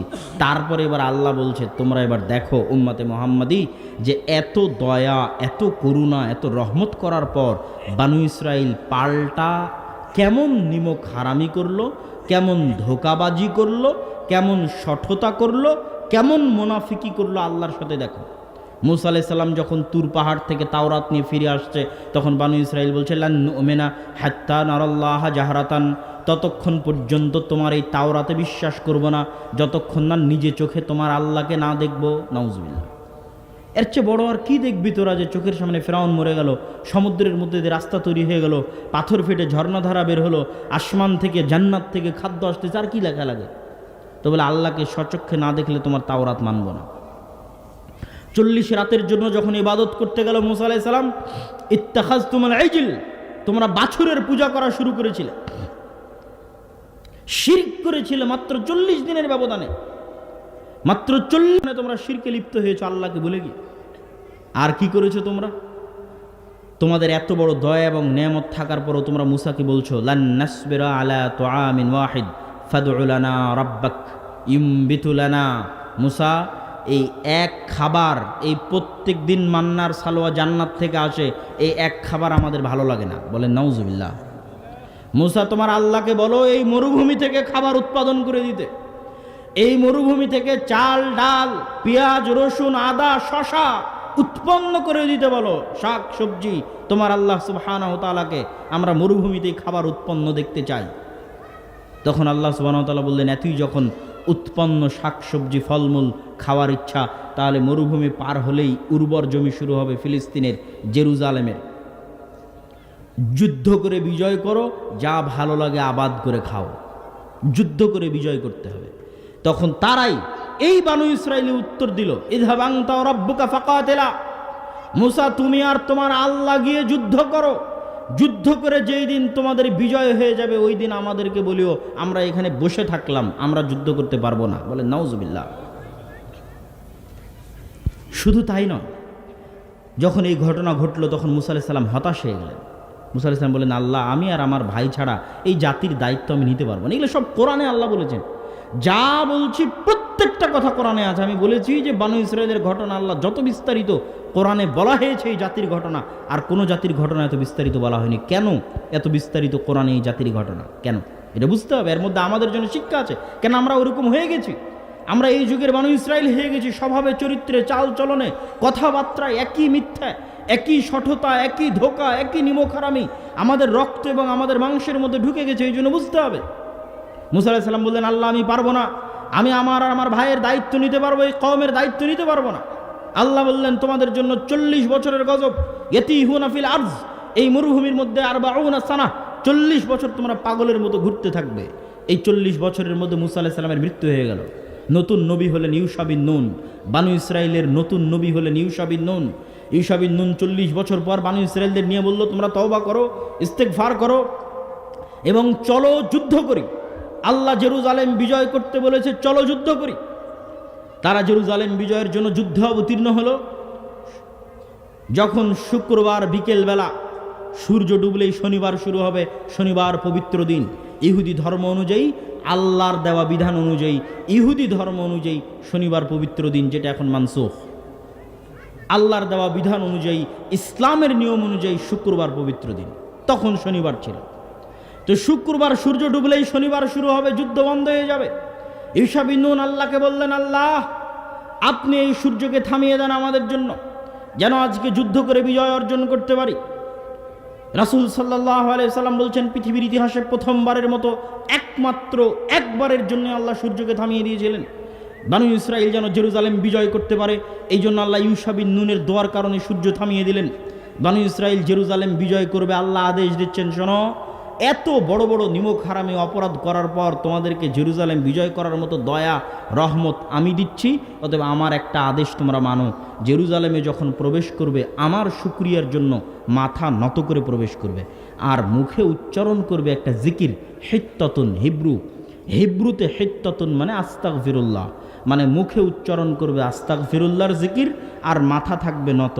মাথা নত করে মুখে আস্তাগফিরুল্লাহ পড়তে পড়তে জেরুজালেমে ঢুকবে। এবার আল্লাহ নিজেই কোরআনে বলছে যে আমার এই আদেশকে বানু ইসরাইল কিভাবে বিকৃত করেছে তোমরা জানো। আমি বললাম তোমরা মাথা নিচু করে প্রবেশ করবে, তারা পিছন আগে দিয়ে মাথা উঁচু করে প্রবেশ করবে। বলে নাউজুবিল্লাহ। আমি বললাম তোমরা জিকির করবে হিত্তাতুন, এরা পাল্টিয়ে দিয়ে জিকির শুরু করলো হিনতাতুন। হিনতাতুন মানে গমের দানা। কত বড় নিমক হারাম, কত বড় ধোঁকাবাজ, মুনাফিক, মিথ্যুক জাতি। দাউদ আলাইহিসসালাতু ওয়াসসালামের আমলে তিনি জাবুর তেলাওয়াত করতেন। দাউদ আলাইহিসসালাতু ওয়াসসালামের কণ্ঠস্বর এত সুন্দর ছিল, মাছেরা তার কোরআন তেলাওয়াতের জন্য, তার জাবুর তেলাওয়াতের জন্য নদীর ধারে, সমুদ্রের ধারে আসতো। বানু ইসরায়েলেরা এই মাছগুলোকে ধরে নিত। আল্লাহ বললেন শনিবারের দিন মাছ ধরা বন্ধ। শনিবারের দিন যত মাছ কোরআন শুনতে এসেছে, জাবুর শুনতে এসেছে, আল্লাহর বাণী শুনতে এসেছে, এরা তেলাওয়াত শুনে ফিরে যাবে, এদেরকে কেউ ধরতে পারবে না। বানু ইসরায়েলেরা কি করলো? এরা বলল, ঠিক আছে আমরা শনিবারের দিন মাছ ধরবো না, তবে এই মাছগুলোকে বেড়া দিয়ে বানা দিয়ে ঘিরে রেখে দিব, দিয়ে শনিবারের দিন পার হয়ে যাবে, রবিবার শুরু হয়ে যাবে। তাহলে আল্লাহর আদেশ তো আর বাকি থাকলো না। রবিবারের দিন তো আর মাছ ধরতে মানা নাই, আমরা তো শনিবারের দিন মাছ ধরিনি, মাছগুলোকে ঘিরে রেখে দিয়েছি, অতএব এই মাছগুলোকে আমরা রবিবারের দিন ধরব। আল্লাহ তাদের এই মিথ্যায়, ধোঁকায়, শঠতায় এতটা রাগান্বিত হলেন যে তাদের এক দলকে আল্লাহ শুকুর আর বানরে পরিণত করে দিলেন। বানরে পরিণত করে দেওয়ার কথা কোরআন মাজিদে আছে, আল্লাহ তাদেরকে বানরে পরিণত করে দিলেন। তো বিজ্ঞানীরা দাবি করে যে বানর থেকে নাকি মানুষ এসেছে। কেন দাবি করে জানেন? এই জন্য দাবি করে যে মানুষের ডিএনএ আর বানরের ডিএনএর মধ্যে প্রচুর মিল। তো এই জন্য তারা দাবি করে যে বানর থেকে মানুষ এসেছে, কিন্তু আসলে ঘটনা এর উল্টাটা। ঘটনা কি উল্টাটা? মানুষই বানর হয়ে যাবে। কেননা মানুষের ডিএনএর সাথে বানর আর শুকুরের ডিএনএর এত মিল যে আল্লাহ যদি মানুষকে মানুষ রাখা অবস্থায় আর দ্বিতীয় কোনো প্রাণী বানাতে চান, সামান্য পরিবর্তন করে আর দ্বিতীয় কোনো প্রাণীতে আল্লাহ আমাদেরকে রূপান্তর করতে চান, আমার শরীরের মধ্যে সামান্য ডিএনএ পরিবর্তন করে আল্লাহ আমাকে দ্বিতীয় কোনো প্রাণী বানাতে চাইলে অতি সহজে অতি অল্প সময় আল্লাহ আমাকে শুকুর আর বানর বানিয়ে দিতে পারবে, কেননা আমার ডিএনএর সাথে বানর আর শুকুরের ডিএনএর মিল আছে। ওদের থেকে আমরা আসিনি, কিন্তু আমরা ওরা হয়ে যাব, যেমন বানু ইসরায়েলেরা হয়েছিল। যেমন আল্লাহর নবী বলেছে আমার উম্মতের একটা অংশ বানর শুকুর হয়ে যাবে। এটা হওয়া খুবই সহজ, এটা চোখের পলকে হয়ে যাবে। যেমন চোখের পলকে মানুষ ক্যান্সার আক্রান্ত হয়ে যাচ্ছে, এরকম চোখের পলকে শরীরের কোথাও কোষ বৃদ্ধি হয়ে যাচ্ছে, ক্যান্সার চোখের পলকে। এরকম চোখের পলকে সামান্য ডিএনএ পরিবর্তন হয়ে যাবে, সকালে ঘুম থেকে উঠে দেখবে বানর হয়ে গেছে, সকালে ঘুম থেকে উঠে দেখবে শুকুর হয়ে গেছে। তো বিজ্ঞানীরা এই জিনিসটা ভুল বুঝেছে। তারা এই ডিএনএর মিলের কারণে তারা মনে করছে আমরা মনে হয় আগে বানর ছিলাম, এখন মানুষ হয়েছি। না, আমরা আগে থেকেই মানুষ, কিন্তু আমরা যদি আল্লাহর গজবে নতুন কোনো প্রাণীতে রূপান্তর হই, তাহলে কিসে রূপান্তরিত হব? বানরে অথবা শুকুরে, যেটা বানু ইসরায়েলেরা হয়েছিল। সম্মানিত উপস্থিতি, তাহলে এই যে বানু ইসরায়েলের সঠতা এবং ধোঁকা দেখলেন, এবার বলেন তো যেই বানু ইসরায়েলেরা এরকম মিথ্যা, এরকম মোনাফিকি, এরকম সঠতা, এরকম ধোঁকার মধ্যে আছে, এরা কার সন্তান? ভুলে গেছেন মনে হয়। কার সন্তান? ইয়াকুব আলাইহিস সালামের সন্তান, নবীদের সন্তান, ইব্রাহিম আলাইহিস সালামের সন্তান। আলোচনা তো শুরুই করেছিলাম সেটা দিয়ে, ভুলে গেলে হবে না তো। এরা তো তারাই যাদের জন্য আল্লাহ 12টা রাস্তা তৈরি করলেন সমুদ্রে। তো তারা কারা? তারা ইয়াকুব আলাইহিস সালামের 12 সন্তান। তাহলে নবীর সন্তান কেমনে এত নিচে নেমে গেল, এটা আমাকে জানতে হবে। আর তাদের ওই ধোঁকা, ওই সঠতার সাথে আমাদের মিল এবার খুঁজে দেখেন। তারা ধোঁকাবাজি মোনাফিকি করেছে নবীদের সাথে, আর আমরা ধোঁকাবাজি মোনাফিকি করছি সরাসরি কার সাথে? মানুষের টাকা মেরে নিয়ে হজ করে আল্লাহকে দেখাচ্ছে, আল্লাহ দেখো আমি কত পরেজগার। এটা কি ধোঁকা না? এটা ধোঁকা। সবাই আমরা ধোঁকা দিচ্ছি। আমি তলে তলে সুদ ঘুষের সাথে জড়িত আছি, দুর্নীতির সাথে জড়িত আছি, বাহিরে মানুষকে দেখাচ্ছি দেখো আমি কত বড় হাজি, কত বড় নামাজি, কত বড় দাঁড়িয়েলা। আল্লাহকেও দেখাচ্ছি দেখো আল্লাহ আমি কত বড় দানশীল। তবে তো ধোঁকাবাজ। আমি তো অন্যের সম্পদ জোর করে মেরে নিয়েছি, আমি তো দুর্নীতির সাথে জড়িত আছি, আমি তো সকাল সন্ধ্যা মিথ্যা বলে টাকা ইনকাম করছি। তাহলে তো আমি মিথ্যুক, আমি তো ধোঁকাবাজ। তাহলে এই ধোঁকাটা, এই গেমটা আমরা আমাদের সাথে যে গেমটা আমরা খেলতেছি, এটা মূলত আল্লাহকে ধোঁকা দেওয়ার জন্য। আর ওরা এই ধোঁকাটা দিতে চাইতো নবীকে।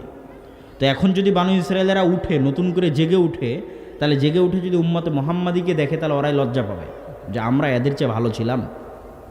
এরা যে পরিমাণ মিথ্যা বলতে পারে, যে পরিমাণ দুর্নীতি করতে পারে, যে পরিমাণ ধোঁকা দিতে পারে, যে পরিমাণ 2 নম্বরই করতে পারে, তারপরে আবার এই মিথ্যা, এই দুর্নীতি, এই ধোঁকার টাকার উপর ভিত্তি করে আবার হজও করে, আবার নামাজও পড়ে, আবার দানও করে। এ কোন আজীব গেম, আজীব খেলা, আজীব ধোঁকার খেলা।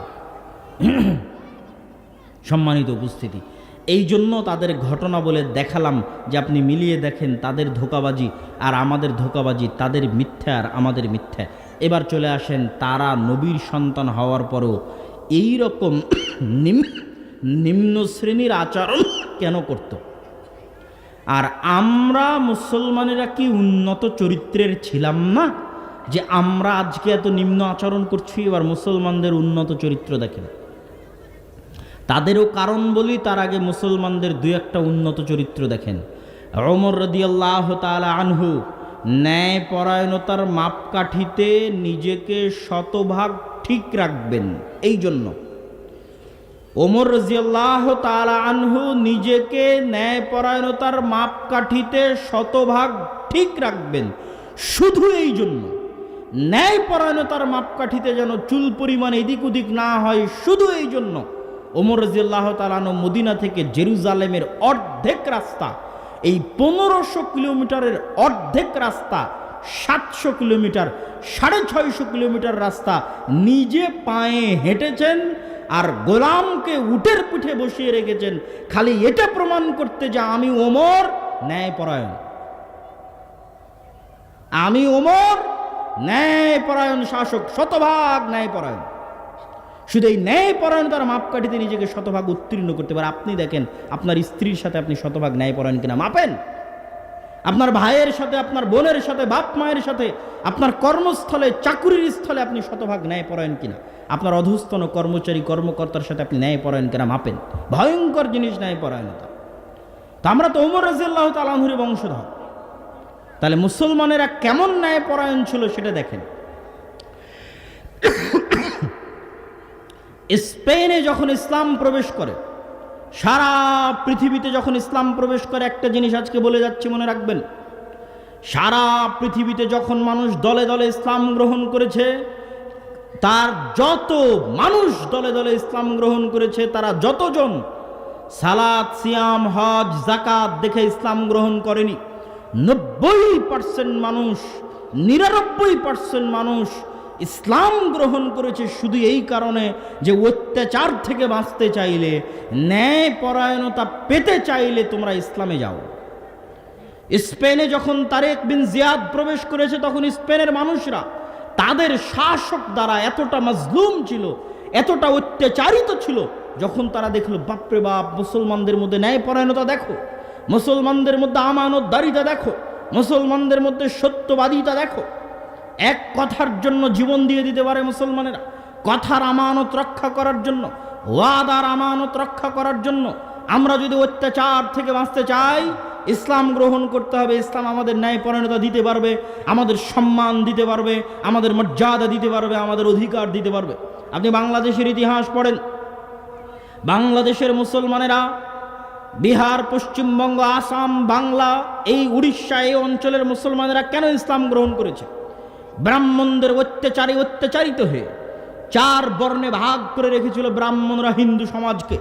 শূদ্র, বৈশ্য, ক্ষত্রিয়, ব্রাহ্মণ, এই 4 ভাগে ভাগ করে রেখে তারা যে জুলম এবং অত্যাচারের নিজাম এই অঞ্চলে প্রতিষ্ঠা করে রেখেছিল, যখন এই অঞ্চলের মানুষেরা দেখলো বাপরে বাপ, ইসলামে কি ন্যায়পরায়ণতা, কি আমানতদারিতা, কি উন্নত চরিত্র, কি সত্যবাদিতা, আমরা যদি বাঁচতে চাই অত্যাচার থেকে ইসলাম গ্রহণ করতে হবে।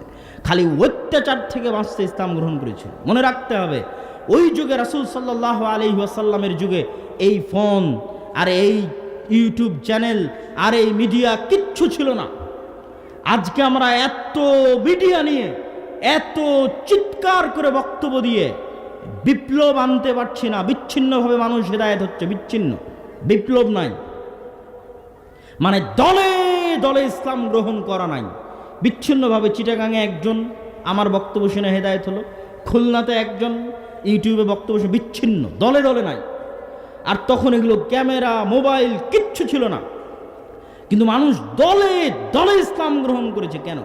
রাসূল সাল্লাল্লাহু আলাইহি সাল্লামের যে উন্নত চরিত্র ছিল, যে উন্নত সত্যবাদিতা, আমানতদারিতা, ন্যায়পরায়ণতা ছিল, যে উন্নত চরিত্রের উপর তিনি তার সাহাবীদেরকে প্রতিষ্ঠিত করেছিলেন, যেই ন্যায়পরায়ণতা, যে আমানতদারিতা, যেই সত্যবাদিতার উপর তিনি তার সাহাবীদের প্রতিষ্ঠিত করেছিলেন, এই সমস্ত সাহাবীরা, এই সমস্ত তাবিরা এইরকম উন্নত ব্যক্তিত্ব নিয়ে, পার্সোনালিটি নিয়ে, চরিত্র নিয়ে পৃথিবীর যে প্রান্তে গেছে, মানুষ খালি দেখেই ইসলাম গ্রহণ করেছে।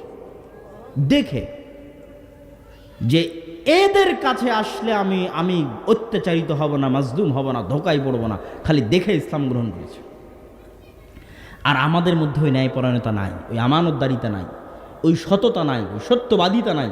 এই জন্য আমরা চিৎকার করে 2-1টা মানুষকে বিচ্ছিন্নভাবে হেদায়েত করছি, আমাদের দেখে কেউ হেদায়েত হবে না। সম্মানিত উপস্থিতি, তাহলে আমাদের বুঝতে হবে যে আমাদের আদি যুগে সত্যবাদিতা, ন্যায়পরায়ণতা, আমানতদারিতা ছিল না, এই কথা ভুল। বরং এটাই ছিল ইসলামের মূল ভিত্তি। মুহাম্মদ সাল্লাল্লাহু আলাইহি ওয়াসাল্লামের উপর 40 বছর বয়সে যখন কোরআন অবতীর্ণ হয়, তখন কোরআন অবতীর্ণ হওয়ার পর সালাত, সিয়াম, হজ, যাকাতের আদেশ এসেছে। কিন্তু কোরআন অবতীর্ণ হওয়ার আগে থেকেই জন্মগত তিনি সত্যবাদী, জন্মগত তিনি আমানতদার, জন্মগত তিনি ন্যায়পরায়ণ। কোরআন অবতীর্ণ হওয়ার আগে থেকেই পুরো মক্কার মানুষ জানে মুহাম্মদ সাল্লাল্লাহু আলাইহি ওয়াসাল্লাম সত্যবাদী। গত 40 বছরে একদিনের জন্য, 1 সেকেন্ডের জন্য মিথ্যা কথা বলেননি, 1 চুল পরিমাণ মানুষের আমানতের খেয়ানত করেননি, কারো প্রতি চুল পরিমাণ অন্যায় করেননি। এটা মানুষ জানে, এইটা তার উপর কোরআন অবতীর্ণ হওয়ার আগে থেকেই জন্মগত তিনি এটা। খাদিজা রাদিয়াল্লাহু তাআলা আনহা বলছেন, কাল্লা লা ইউখজিকাল্লাহু আবাদা, কখনো নহে, আল্লাহ সুবহানাহু ওয়া তাআলা আপনাকে অপমান করবেন না, আল্লাহ আপনাকে ক্ষতিগ্রস্ত করবেন না, আল্লাহ আপনাকে অপমানিত করবেন না। কেন? তাসিলুর রাহিম, আপনি আত্মীয়তার সম্পর্ক রক্ষা করেন, তাকরিজ যায়েফ, মেহমান আসলে মেহমানের মেহমানদারি করেন, তুইনু আলা নাওয়াইবিল হক, বিপদগ্রস্ত মানুষকে সহযোগিতা করেন, ওয়া তাহমিলুল কাল, যার বোঝা ভারী হয়ে গেছে তার বোঝা উঠান। এগুলো খাদিজা রাদিয়াল্লাহু তাআলা আনহা বলছে যেই দিন জিবরাইল আল্লাহর নবীর কাছে হেরা গুহায় এসেছেন, এসে জোরে চেপে ধরে বলেছেন ইকরা ইকরা ইকরা ইকরা বিসমি রাব্বিকাল্লাযী খালাক। ওই দিন তিনি ঘরে ফিরে এসে খাদিজাকে বলছেন জাম্মিলুনি জাম্মিলুনি। সেই দিন খাদিজা আল্লাহর নবীকে বলছেন শোনেন, আল্লাহ আপনাকে অপমানিত করবেন না, আপনাকে ক্ষতিগ্রস্ত করবে না। কেন? আপনি আত্মীয়তার সম্পর্ক রক্ষা করেন। এটা তার জন্মগত বৈশিষ্ট্য যে তিনি আত্মীয়দের সাথে ভালো ব্যবহার করেন। মুহাম্মদ সাল্লাল্লাহু আলাইহি ওয়াসাল্লাম। তাকরি যায়েফ, আপনার বাড়িতে মেহমান আসলে ধনী হোক গরিব হোক ওই মেহমানকে সম্মান করেন। আল্লাহর নবী বলছেন মান ইউমিন বিল্লাহ ওয়াল ইয়াউমিল আখির, কেউ যদি আল্লাহকে বিশ্বাস করে, কেউ যদি পরকালকে বিশ্বাস করে, তাহলে আমি মুহাম্মদ তাকে বলে যাচ্ছি সে যেন তার বাড়িতে আসা মেহমানকে সম্মান করে। তিনি মেহমানকে সম্মান করতেন, ধনী গরিব যে মেহমানই হোক। এটা তার জন্মগত বৈশিষ্ট্য। তো এই আলা নাওয়াইবিল হক, কাউকে বিপদে পড়তে দেখলে তার সহযোগিতা এগিয়ে যান। তাহমিলুল কাল, কারো ঋণের বোঝা ভারী হয়ে গেলে অথবা চলতে ফিরতে সত্যিকার বোঝা ভারী হয়ে গেলে সেই বোঝা তিনি উঠিয়ে দিতেন। এটা মুহাম্মদ সাল্লাল্লাহু আলাইহি ওয়াসাল্লাম এই উন্নত চরিত্রের অংশীদার জন্মগত। তো তার দাওয়াত দেখে বলো লা ইলাহা ইল্লাল্লাহ, শিরকের উপর জ্বলন্ত বক্তব্য দেখে যত মানুষ ইসলাম গ্রহণ করেছে তার চেয়ে বেশি ইসলাম গ্রহণ করেছে এই উন্নত চরিত্রের কারণে। যে এত উন্নত চরিত্র আমরা জীবনে পৃথিবীতে দেখিনি, মানুষের হতে পারে এত উন্নত চরিত্র। আর আমাদের আলেম ওলামাদেরকেই দেখেন, ফেসবুকে দেখেন আর বক্তব্যের মঞ্চে দেখেন, কত কামড়া কামড়ি মারামারি গালাগালি। তো কোথায় আপনি ওই বিপ্লবী কোথায় পাবেন, আর ওই আমানতদারিতা সততা ন্যায়পরায়ণতা কোথায় পাবেন? নাই। ওই উন্নত চরিত্র কোথায় পাবেন যেটা মুহাম্মদ সাল্লাল্লাহু আলাইহি ওয়াসাল্লামের ছিল। শুধু তাই নয়, আজ আমরা মুসলমানেরা মক্কার ওই যুগের কাফের মুশরিক কুরাইশদের চাইতেও চারিত্রিক দিক থেকে খারাপ হয়ে গেছে। কেমনে? আবু সুফিয়ান রাদিয়াল্লাহু তাআলা আনহু মক্কা বিজয়ের পূর্বে কাফের মুশরিক কুরাইশদের সর্দার ছিলেন। বদর, উহুদ, খন্দক এই যুদ্ধগুলোতে আল্লাহর নবীর বিরুদ্ধে নেতৃত্ব দিয়েছেন। বদরের যুদ্ধে মুসলমানদের সেনাপতি আল্লাহর নবী, আর মক্কার কাফের মুশরিকদের সেনাপতি আবু জাহাল, আর আবু জাহালের সহযোগী আবু সুফিয়ান। উহুদের যুদ্ধে মুসলমানদের সেনাপতি মুহাম্মদ সাল্লাল্লাহু আলাইহি ওয়াসাল্লাম, আর মক্কার কাফের মুশরিকদের সেনাপতি আবু সুফিয়ান। খন্দকের যুদ্ধে আবু সুফিয়ান সারা আরব থেকে 10,000-এর অধিক গোত্র নেতা, উপনেতা, দলনেতা জমা করে গোটা মদিনাকে ঘেরাও করে রেখেছে 1 মাসের জন্য। আবু সুফিয়ান এই 1 মাসে মদিনাকে ধ্বংস করবে, মুহাম্মদ সাল্লাল্লাহু আলাইহি ওয়াসাল্লামকে হত্যা করবে। এই আবু সুফিয়ান তার কাফের অবস্থায়, তার মুশরিক অবস্থায় তৎকালীন বাদশাহ হিরাক্লিয়াস জেরুজালেমে রোমান সম্রাটের অধিপতি হেরাক্লিয়াসের দরবারে হেরাক্লিয়াস আবু সুফিয়ানকে জিজ্ঞেস করতেছে, বলো মুহাম্মদ সাল্লাল্লাহু আলাইহি সাল্লাম সম্পর্কে কি জানো? 7টা থেকে 8টা প্রশ্ন করেছে আবু সুফিয়ানকে হেরাক্লিয়াস। তখন আবু সুফিয়ান রাদিয়াল্লাহু তাআলা আনহুর জীবনের স্বপ্ন যখন তাকে জিজ্ঞেস করা হচ্ছে, তখন আবু সুফিয়ানের জীবন মরণের স্বপ্ন মুহাম্মদ সাল্লাল্লাহু আলাইহি সাল্লামকে হত্যা করা, মুহাম্মদ সাল্লাল্লাহু আলাইহি সাল্লামকে দুনিয়া থেকে বিদায় করে দেওয়া, ইসলামকে ধ্বংস করা, মদিনাকে ধূলিসাৎ করা। এটা তার জীবন ও মরণের স্বপ্ন। এই রকম অবস্থায় হেরাক্লিয়াস আবু সুফিয়ানকে জিজ্ঞেস করতেছে তার চিরশত্রু মুহাম্মদ সম্পর্কে সাল্লাল্লাহু আলাইহি ওয়াসাল্লাম।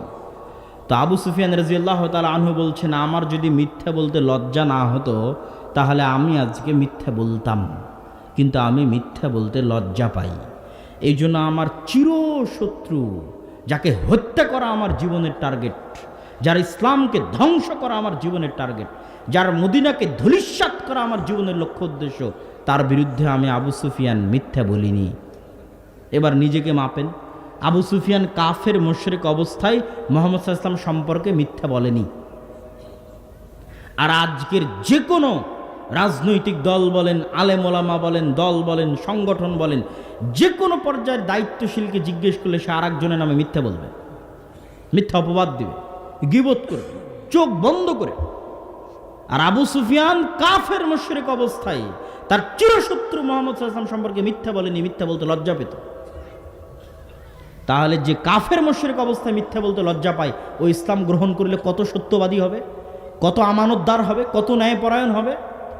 সে আবু সুফিয়ানেরই ছেলে মুআবিয়া রাদিয়াল্লাহু তাআলা আনহু, তাদেরই বংশধর উমাইয়া, যারা শাসন করেছে ওমর বিন আব্দুল আজিজ থেকে প্রায় 100-150 বছর যারা শাসন করেছে, গোটা মুসলিম এরিয়া যারা দখল করে, যারা মিথ্যা বলা জানতই না, মিথ্যা ওদের রক্তের মধ্যেই ছিল না।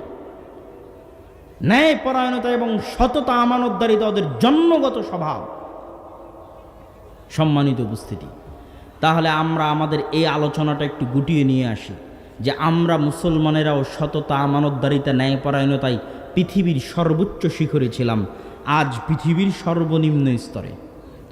তো ইয়াকুব আলাইহিস সালাম, ইসহাক, ইব্রাহিম তারাও সৎ, আমানতদার, ন্যায়পরায়ণ, সত্যবাদী ছিলেন। আরে সত্যবাদী না হলে কি ইউসুফ আলাইহিস সালাম এমনি বলে? বাদশাহ ইউসুফ আলাইহিস সালামকে বলেছে ঠিক আছে তোমাকে মুক্ত করে দিলাম। ইউসুফ আলাইহিস সালাম বলছে না, আমি মরা পর্যন্ত জেলে থেকে যাব, যতদিন না যারা আমাকে অপবাদ দিয়েছিল তারা প্রকাশ্যে ক্ষমা না চাবে ততদিন আমি ইউসুফ জেল থেকে বের হব না। 7 বছর হয়ে গেছে জেল খাটা। তাহলে ব্যক্তিত্বের মাপকাঠি কত উন্নত, সত্য বলা, ন্যায়পরায়ণতার মাপকাঠি কত উন্নত যে 7 বছর জেলে যদি আমাদেরকে রাখা হয় আর বলা হয় আজকে তোমাকে ছেড়ে দিলাম, আমরা দৌড়ে বের হয়ে যাবো জেল থেকে। আর উনি বলছেন না, যারা আমার উপর অপবাদ দিয়েছে ওদের ক্ষমা চাইতে বলো, মরা পর্যন্ত জেলে থেকে যাও, আমার সম্মান আগে, মর্যাদা আগে। তাই এদেরই তো বংশধর বানু ইসরাইল 400 বছর পর। তাহলে কেমনে এরকম হয়ে গেল? আর আমরা ওমর, আবু সুফিয়ান, মুহাম্মদ সাল্লাল্লাহু আলাইহি ওয়াসাল্লাম তাদের বংশধরে আমরা এরকম হয়ে গেলাম কেমনে?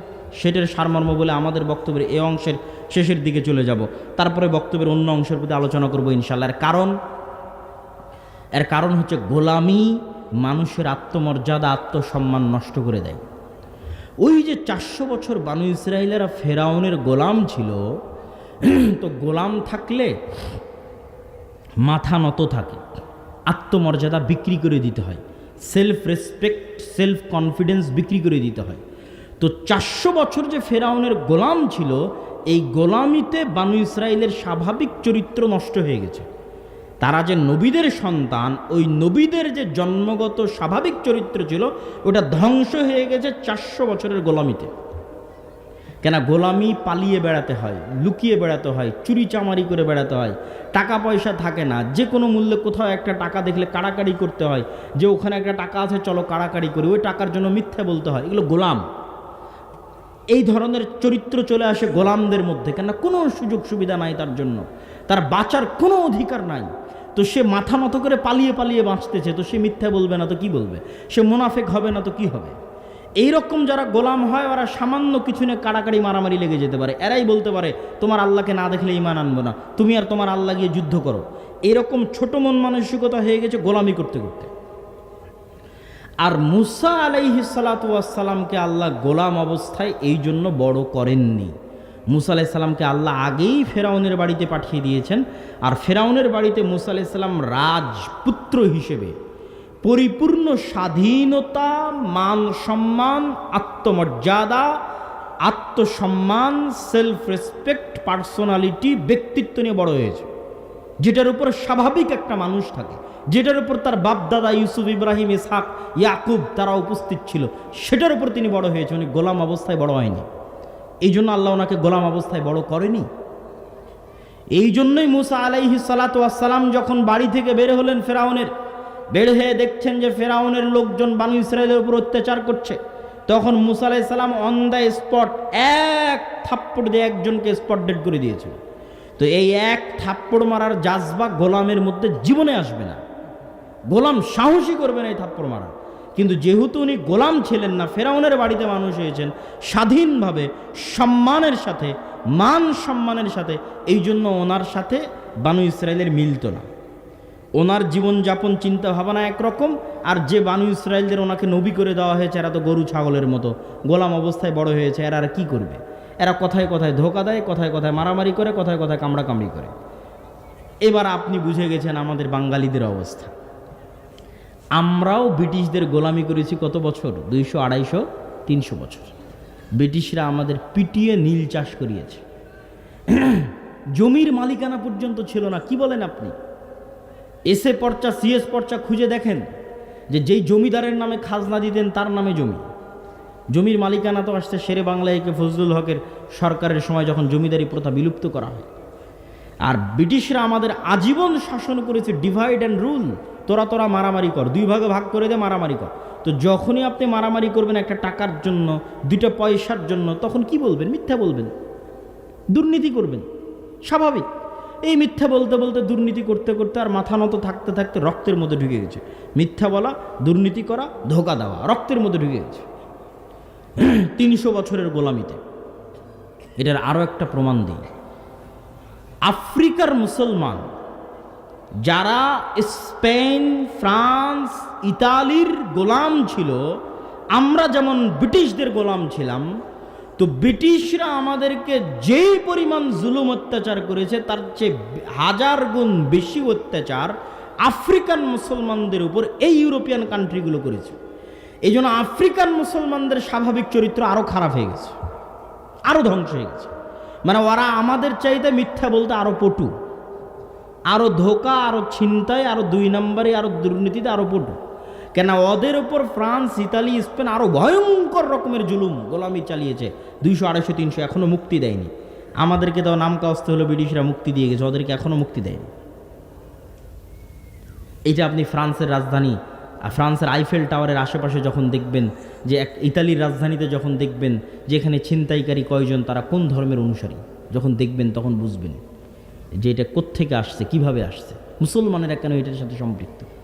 আপনি যখন ইন্ডিয়ার জরিপ করবেন, যে ইন্ডিয়াতে যদি মামলা থাকে চুরি, ছিনতাই, ডাকাতি, রাহাজানি, খুন খারাপি, তার কত % মুসলমানদের নামে আর কত % হিন্দুর নামে, তখন আপনি বুঝবেন যে গোলামির কারণে কি হয়, স্বাভাবিক সম্মান না থাকলে কি হয়, মর্যাদা না থাকলে কি হয়, গোলামি মানুষকে কত নিম্ন লেভেলে নামিয়ে দিতে পারে সেটা দেখবেন। তো বানু ইসরায়েলদের স্বভাব চরিত্র খারাপ হয়েছে গোলামিতে, আমাদেরও স্বভাব চরিত্র ধ্বংস হয়ে গেছে গোলামিতে, কিন্তু এখন বের হয়ে আসতে হবে। এই জন্য আল্লামা ইকবাল ইউরোপ সফর করার পর বলেছিলেন, সাবাক ফিরসে পর সাদাকাত কা, শুজাআত কা, আদালত কা, লিয়া যায়গা তুঝসে কাম, দুনিয়া কি ইমামত কা। মুসলমানেরা, তোমাদের মধ্যে সালাত, সিয়াম, হজ, জাকাত সবই আছে, খালি তোমরা সত্য বলাটা ভুলে গেছো। কেউ আর সত্য বলা জানো না, সকাল সন্ধ্যে সবাই মিথ্যা বলছো। তোমরা কি ভুলে গেছো? আদালত, ন্যায় পরায়ণতা ভুলে গেছো। সবাই অত্যাচার করছো, মারামারি, কাটাকাটি, গিবত, তহমত। আলেম ওলামাদেরই অবস্থা দেখেন, সাধারণ পাবলিক তো বহু দূরে থাক। বাঙালিরা কেমন কামড়াকামড়ি করে সেটা তো আলেম ওলামাদের দেখলে আপনারা বুঝতে পারবেন। তো সাধারণ জনগণ তো বহু দূরে। তো আদালত, ন্যায় পরায়ণতা নাই। কাকে কতটুকু মান সম্মান দিতে হবে, হুঁশ করে কতটুকু কথা বলতে হবে, এটা নাই। গোলামির কারণে এগুলো সব ধ্বংস হয়ে গেছে। সেলফ রেসপেক্ট, আত্মমর্যাদা, ব্যক্তিত্ব, পার্সোনালিটি ধ্বংস হয়ে গেছে, সবাই নিচে নেমে গেছে। তাহলে সাবাক ফিরসে পার সাদাকাত কা, সত্য বলা শিখো, আদালত কা, ন্যায় পরায়ণতা শিখো, আমানতদারিতা শিখো, লিয়া যায়গা তুঝসে কাম, দুনিয়া কি ইমামত কা। যদি এই 3টে জিনিস আবার তোমাদের মধ্যে ফিরে আসে, তাহলে তোমরা পুনরায় দুনিয়ার নেতা হয়ে যাবে, আল্লাহ তোমাদের বানিয়ে দিবে, ইনশাআল্লাহ বানিয়ে দিবে। এই জিনিসগুলো নাই আমাদের। এবং আপনি জরিপ করে দেখবেন, যে অঞ্চলের মুসলমানেরা গোলামি করেনি, ওরা এই 3টে বৈশিষ্ট্যের উপর আছে। আপনি আফগানিস্তানে যান, পাঠানদের কাছে যান, ব্রিটিশদের গোলামি কবুল করেছিল না, সোভিয়েত ইউনিয়নের গোলামি কবুল করেছিল না, আমেরিকার গোলামি কবুল করেছিল। ফলত ওরা স্বাভাবিক এই 3টে বৈশিষ্ট্যের উপর আছে। যে কোনো পাঠানকে যদি আপনি মজাকের ছলেও বলেন যে কালকে তোমার বাড়িতে আসতেছি দুপুরের সময়, আর দুপুরের সময় না যান, তো এই একটা মুখের কথা যেটা আপনি মজাকের ছলে বলছেন, কেন বাঙালির কাছে তো কথার দাম নাই, সকাল সন্ধ্যা মিথ্যা বলে অভ্যস্ত, সকাল সন্ধ্যা ফাঁকি ধোকা দিয়ে অভ্যস্ত। তো ওর কাছে এই সামান্য এই কথাটুকুর এত দাম যে একজন মুসলমান বলল কাল দুপুরে সে আমার বাড়িতে আসবে, তো আসেনি কেন, এর আগে আপনাকে গুলি করে উড়িয়ে দিবে।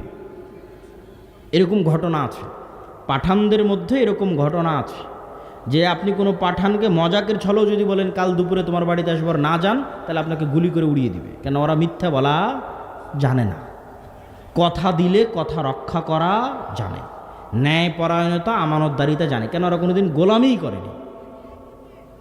আর আমরা গোলামি করতে করতে আমাদের স্বাভাবিক চরিত্র ধ্বংস হয়ে গেছে। সম্মানিত উপস্থিতি, তাহলে আমি বলছিলাম মুসলমানের আজকের পৃথিবীতে অধপতন, গোলামির শিকার তিনটে কারণে। তার এক নাম্বার কারণ চারিত্রিক অধপতন। চারিত্রিক অধপতন মানে বেহায়াপনা, বেলেল্লাপনার কথা বলিনি। চারিত্রিক অধপতন মানে ন্যায়পরায়ণতা নাই, আমানতদারিতা নাই, সত্যবাদিতা নাই। আজ থেকে সত্য বলার চেষ্টা করেন। এতদিন মিথ্যা বলে ইনকাম করেছেন, যেখানে সেখানে মিথ্যা বলেছেন, বন্ধ করে দেন। সত্য বললে যদি জীবনও চলে যায় তবুও সত্য বলবেন। সন্তান সন্ততিকে সত্য বলা শিখাবেন। ন্যায়পরায়ণতা বাস্তবায়ন করেন। স্ত্রীর প্রতি ন্যায়পরায়ণ হন, ভাই বোনের প্রতি ন্যায়পরায়ণ হন, পিতা মাতার প্রতি ন্যায়পরায়ণ হন, কর্মস্থলে ন্যায়পরায়ণ হন, সন্তান সন্ততিকে ন্যায়পরায়ণতা শিখান। তাহলে ব্যক্তিত্ব আসবে, নেতৃত্ব নিতে পারবে, দেশের নিতে পারবে, জাতির নিতে পারবে, গোলামি থেকে মুক্তি পাবে। আমানতদারিতা শিখেন। কি মসজিদ, কি মাদ্রাসা, কি ইসলামী দল সংগঠন, সব জায়গায় এটার প্রতি আপনারা ফোকাস দেন, চাপ দেন, চর্চা করেন। ন্যায়পরায়ণতা, আমানতদারিতা, সত্যবাদিতা এবং সততা। আমার বক্তব্যের শেষের দিকে মসজিদ ভিত্তিক দিন শিক্ষা নিয়ে দুই একটি কথা বলে আমার বক্তব্য শেষ করব ইনশাআল্লাহুল আজিজ।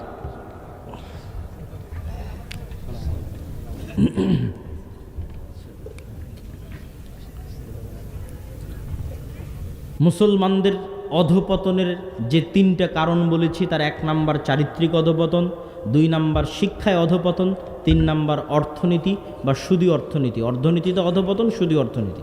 তো এগুলো ব্যাখ্যা করলে অনেক সময় লাগবে। আজকে আমাদের শিক্ষা ব্যবস্থার যে সামগ্রিক অধপতন ঘটেছে সমগ্র বাংলাদেশে, এই সামগ্রিক অধপতন থেকে বাঁচতে সরকারকে আমরা কি বলবো, সরকার কি করবে, সেটা তো আমাদের একটা জিম্মেদারি, দায়িত্ব আছেই, যেটা আমি নিজেও আমার জায়গা থেকে পালন করার চেষ্টা করেছি, আপনারা অনেকেই জানেন এবং দেখেছেন। কিন্তু আমাদের জায়গা থেকে আমাদেরকে উদ্যোগ নিতে হবে যে এটা সেই যুগ যখন ব্রিটিশরা এই দেশে এসে দখল করেছিল, যখন আমাদের বাপদাদা বলেছিল মসজিদে মক্তব চালু করতে হবে। এখন সেই যুগ। এখন ব্রিটিশরা আসেনি, এখন হিন্দুত্ববাদী ব্রাহ্মণ্যবাদীরা অপেক্ষায় আছে কবে আপনাকে গোলাম বানাবে এবং আপনাকে দখল করে নেবে, আপনার দিন ধর্ম ধ্বংস করে দিবে। এবং বাংলাদেশ ওই স্পেন একদিনে তৈরি হয়নি, ফিলিস্তিনও একদিনে তৈরি হয়নি। তো বাংলাদেশ যেই রকম ভয়ঙ্কর ভৌগোলিক অবস্থার মধ্যে বসবাস করে, এই বাংলাদেশের ভাগ্য ফিলিস্তিনের মতো, স্পেনের মতো হতে সময় লাগবে না। সকল কারণ এবং অবস্থা বজায় আছে। ফিলিস্তিন হওয়ার মতো, গাজা হওয়ার মতো, স্পেন হওয়ার মতো আল্লাহর দয়া এবং আল্লাহর রহমতে এখনও হয়নি, কিন্তু হতে বেশি দেরি লাগবে না। এই জন্য ভবিষ্যৎ প্রজন্মের ঈমান বাঁচাতে, দিন বাঁচাতে, আপনার দিনকে আপনি যত শক্তভাবে অনুসরণ করবেন তত দ্রুত আপনার মুক্তি। দিনের প্রতি কনফিডেন্স, আত্মবিশ্বাস আপনার যত দুর্বল থাকবে, আপনার ধ্বংস তত নিকটবর্তী। এই একটা জিনিস তো ইসলামে আছেই, ইসলামে ঈমান এবং আকীদা বলে আছেই। তারপর আমি এটা দেখে শিখেছি ইহুদিদেরকে, দেখে শিখেছি ইহুদিদেরকে। কিভাবে? কত মুসলমান দাড়ি রাখতে সংকোচ করে, দাড়ি রাখে না, বলে দাড়ি রাখলে যদি কেউ জঙ্গি বলে। অথচ ইহুদিদের 99% জন দাড়ি রাখে, 98% জন দাড়ি রাখে। তার মানে ও আর দাড়ি রাখাকে কত শক্ত করে বিশ্বাস করে। দাড়ি রেখেই ও কোটিপতি, দাড়ি রেখেই ও ব্যাংকের মালিক, দাড়ি রেখেই ও কোম্পানির মালিক, দাড়ি রেখে ও গোটা পৃথিবীকে অচল করে দিচ্ছে, দাড়ি রেখেই মুসলমানদেরকে হত্যা করতেছে গাজা এবং ফিলিস্তিনে। কিন্তু ওর দিনের উপরও কত শক্ত করে বিশ্বাসী। আর আমার কনফিডেন্সই নেই, আমি মানুষের লজ্জায়, মানুষের ভয়ে দুইটা চাকরির জন্য, দুইটা টাকার জন্য দাড়ি কেটে ফেলে দিচ্ছি। এরকম অনেক কিছু দেখেছি যেটাতে ওরা ওদের দিনের উপর কঠোরভাবে স্ট্রিক্ট চুল পরিমাণ ছাড় দিতে রাজি না। তো এটা আমি তাদের সুনামের জন্য বলছি না, কিন্তু তারা যেহেতু সুপারিয়রিটি থিওরিতে বিশ্বাস করে, মানে দুনিয়ার একমাত্র তারাই আল্লাহর সন্তান, নাউজুবিল্লাহ, আর বাকি দুনিয়ার সব মানুষ গোলাম, সব মানুষকে জবাই করা, সব মানুষকে ধর্ষণ করা তাদের অধিকার, এরকম নিকৃষ্ট সুপারিয়রিটির বিশ্বাসে তারা বিশ্বাস করে। এটাই তাদের ধ্বংসের জন্য কারণ। এই জন্য আল্লাহ কোরআনে আমাদের সবচেয়ে বড় শত্রু হিসেবে তাদের উল্লেখ করেছে, তাদেরকে আল্লাহ অভিশপ্ত করেছে। কিন্তু তারা তাদের বিকৃত দিনে যতটুকু আছে অতটুকুকে শক্তভাবে আঁকড়ে ধরে আছে, বংশ পরম্পরায় ছাড়তে নারাজ চুল পরিমাণ। তো আমাদেরও মুক্তি আছে ওটার মধ্যেই। খ্রিস্টানেরা একটু পাগল, খ্রিস্টানদেরকে আল্লাহ কোরআনেও বলেছে পাগল। কোরআনে পাগল বলেছে মানে বলেছে ওলা দল্লিন পথ ভ্রষ্টরা, বুঝে না। এদেরকে শয়তান উল্লু বানিয়ে রেখেছে, খ্রিস্টানদেরকে শয়তান উল্লু বানিয়ে রেখেছে, ঠিক আছে, সারা পৃথিবীর খ্রিস্টানদেরকে। আল্লাহ কোরআনও বলেছে ওলা দল্লিন, এরা তো বুঝে না, এরা বুঝেই না, এদেরকে বুঝাবে কে? আর যে জেনেও বুঝেও মানে না ওই তো অভিশপ্ত।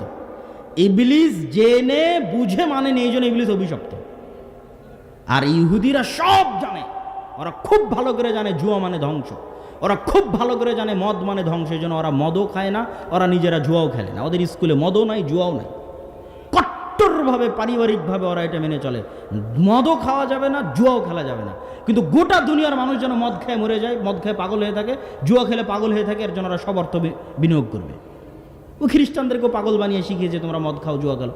গোটা খ্রিস্টান বিশ্ব মদ খাচ্ছে জুয়া খেলতেছে, প্রত্যেকটা খ্রিস্টান নগরীতে দেখবেন পাবস আছে, জুয়ার মদের বার আছে ভরা, কিন্তু ওরা নাই এর মধ্যে, ওরা আর 5 সীমানাতে নাই, ওরা পড়াশোনা জ্ঞান বিজ্ঞান নিয়ে ব্যস্ত। ওরা যখন বিয়ে করেছে তখন 7টা-8টা বাচ্চা ছাড়া বাচ্চা নেই। আপনি এখানে বসে থেকে উঠে গিয়ে কল দিবেন ইউরোপ এবং আমেরিকায় যে কোনো আত্মীয় স্বজনকে যে আপনার আশেপাশে কোনো ইহুদি থাকলে আমাকে জানান তো, আর বাচ্চা কয়টা,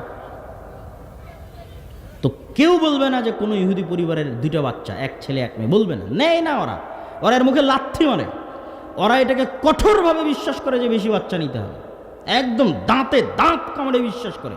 আর সারা পৃথিবীর মানুষ যেন পাগল হয়ে কম করে বাচ্চা নেয়, এটার জন্য ওরা অর্থ বিনিয়োগ করে। এই রকম ভয়ঙ্কর জাতি হচ্ছে তারা।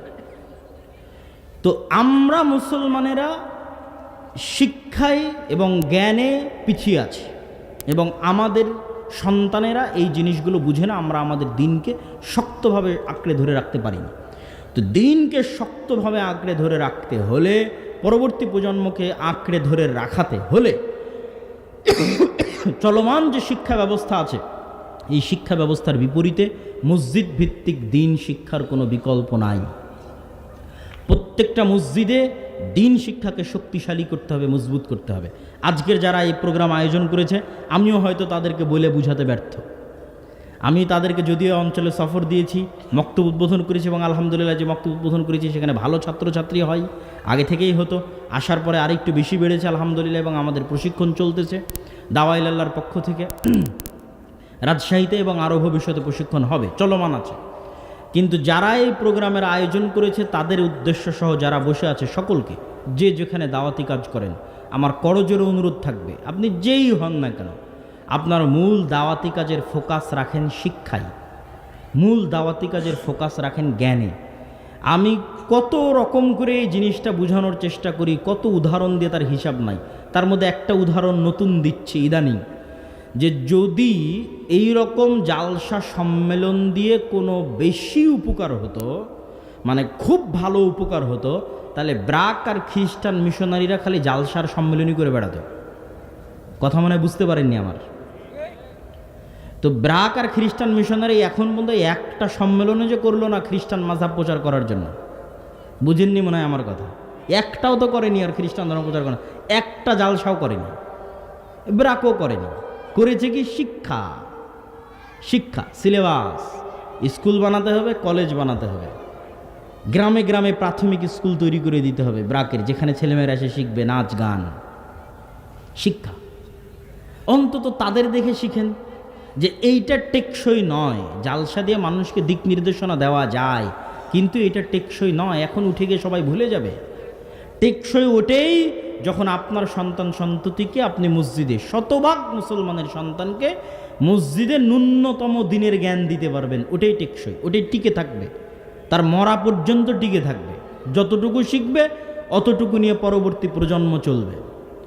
অতএব ওইটার প্রতি ফোকাস করেন, বাড়ি থেকে ধরে ধরে নিয়ে এসে যাচাই করে বাছাই করে দেখেন যে কোন ছেলে কোরআন শিখেছে, কে শিখেনি, কে দিন শিখেছে, কে শিখেনি। তাকে হয় তার বাপ মা বাড়িতে প্রাইভেট দিয়ে শিখাক, না হয় আপনি মসজিদে নিয়ে এসে মক্তবের মাধ্যমে শিখান।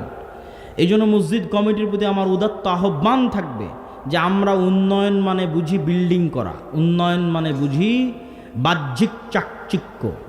মুসলমানদের এটা একটা বড় পাগলামি যে তারা মনে করে উন্নয়ন মানে বাহ্যিক চাকচিক্য, রাস্তাঘাট, ব্রিজ, কালভার্ট।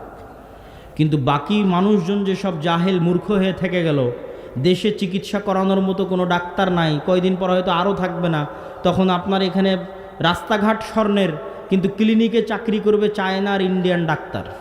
কেননা পাতিরা ডুমনিতে তো কোনো ডাক্তারই তৈরি হয়নি, রাস্তা বানিয়ে দিয়েছে স্বর্ণের। তাহলে বুঝলেন কি, মানে গোলামি কোনটা? শিক্ষায় পিছিয়ে থাকাটাই গোলামি। তাহলে আপনি মসজিদ করে দিলেন চাকচিক্য, স্বর্ণ, টাইলস, এসি, আর মসজিদের আশেপাশের সব মুসল্লি, যুবক ছেলেপেলে, কিশোর, Free Fire, PUBG, YouTube, Facebook, অশ্লীল মুভি, মদ, জুয়া, নেশা, গান বাজনা ইত্যাদিতে ব্যস্ত। আর এখন তো গান বাজনা প্রমোট করা হচ্ছে সরকারিভাবে। আলিয়া মাদ্রাসাগুলোতে পর্যন্ত সংস্কৃতির ক্লাসের নামে গান বাজনা শেখানো হচ্ছে। ওয়ালিয়াজ বিল্লাহ, ভয়ঙ্কর পর্যায়ে চলে গেছে আমাদের জাতি। সেই জায়গায় যদি আপনারা শিক্ষায় ফোকাস না দেন তাহলে ভবিষ্যৎ অন্ধকার। অতএব যারা এখানে উপস্থিত হয়েছেন, যারা অনুষ্ঠান আয়োজন করছেন, প্রত্যেকের প্রতি উদাত্ত আহ্বান, মসজিদ ভিত্তিক দিন শিক্ষাকে মজবুত করেন। আদ-দাওয়া ইলাল্লাহ এটা নিয়ে দেশব্যাপী কাজ করছে। আপনার শিক্ষক আমাদের ট্রেনিংয়ে আসবে, যাতায়াত খরচও লাগবে না, থাকা খাওয়াও লাগবে না, সবই দাওয়া ইলাল্লাহ জামিয়া সালাফিয়া বহন করবে, যেন সে শিখে গিয়ে আপনার সন্তানকে ভালো দিন এবং ভালো কোরআন দ্রুত শিখিয়ে দিতে পারে। এটা নিয়ে আমরা দেশব্যাপী কাজ করতেছি, আপনাদের অঞ্চলেও এসেছে। এই কাজটাকে গুরুত্ব দিয়ে এটার সাথে সম্পৃক্ত হওয়ার উদাত্ত আহ্বান জানাচ্ছি। পাশাপাশি আগামী 7 ও 8ই মার্চ আল জামিয়া সালাফিয়া, রূপগঞ্জ, নারায়ণগঞ্জ, আপনাদের এখান থেকে অনেক কাছে। আগে রাস্তাঘাট খারাপ ছিল, এখন তো চোখের পলকে যাওয়া যায়। মানুষ, হাজার হাজার মানুষ আন্তর্জাতিক বাণিজ্য মেলায় আসতেছে। শুক্রবার শনিবার পা রাখার জায়গা হয় না। তো আন্তর্জাতিক বাণিজ্য মেলাতে যাওয়া যা, জামিয়া সালাফিয়াতে যাওয়া তাই। তো আন্তর্জাতিক বাণিজ্য মেলায় যদি যাওয়া যায় তো 7-8 মার্চে জামিয়া সালাফিয়ার কনফারেন্সে যাওয়া যাবে না? ইনশাআল্লাহ যেতে হবে। এটা আপনাদের ইমানি এবং নৈতিক দায়িত্ব। ওখানে দেশ এবং বিদেশের বড় বড় আলেম ওলামা, সৌদি আরব, ভারত, বাংলাদেশ, 3 দেশের আলেম ওলামা উপস্থিত থাকবেন এই 7 এবং 8 মার্চের এই সালাফি কনফারেন্সে। অত্র অঞ্চল থেকে যারা আজকের প্রোগ্রামের আয়োজক তারা দায়িত্ব নিয়েছেন, যারা আপনারা যেতে চান তারা আয়োজকদের সাথে যোগাযোগ করে একত্রিতভাবে দলে দলে উক্ত কনফারেন্সে উপস্থিত হবেন। আপনাদের প্রতি এই আহ্বান এবং এই উদাত্ত দাবি রেখে এবং মসজিদ ভিত্তিক দিন শিক্ষার প্রতি জোরদার গুরুত্ব দিয়ে বাস্তবায়ন করার দাবি রেখে আজকে আমার সংক্ষিপ্ত বক্তব্য এখানেই শেষ করছি। ওয়া আখিরু দাওয়ানা আনিল হামদুলিল্লাহি রাব্বিল আলামিন। আসসালামু আলাইকুম ওয়া রাহমাতুল্লাহি ওয়া বারাকাতুহু।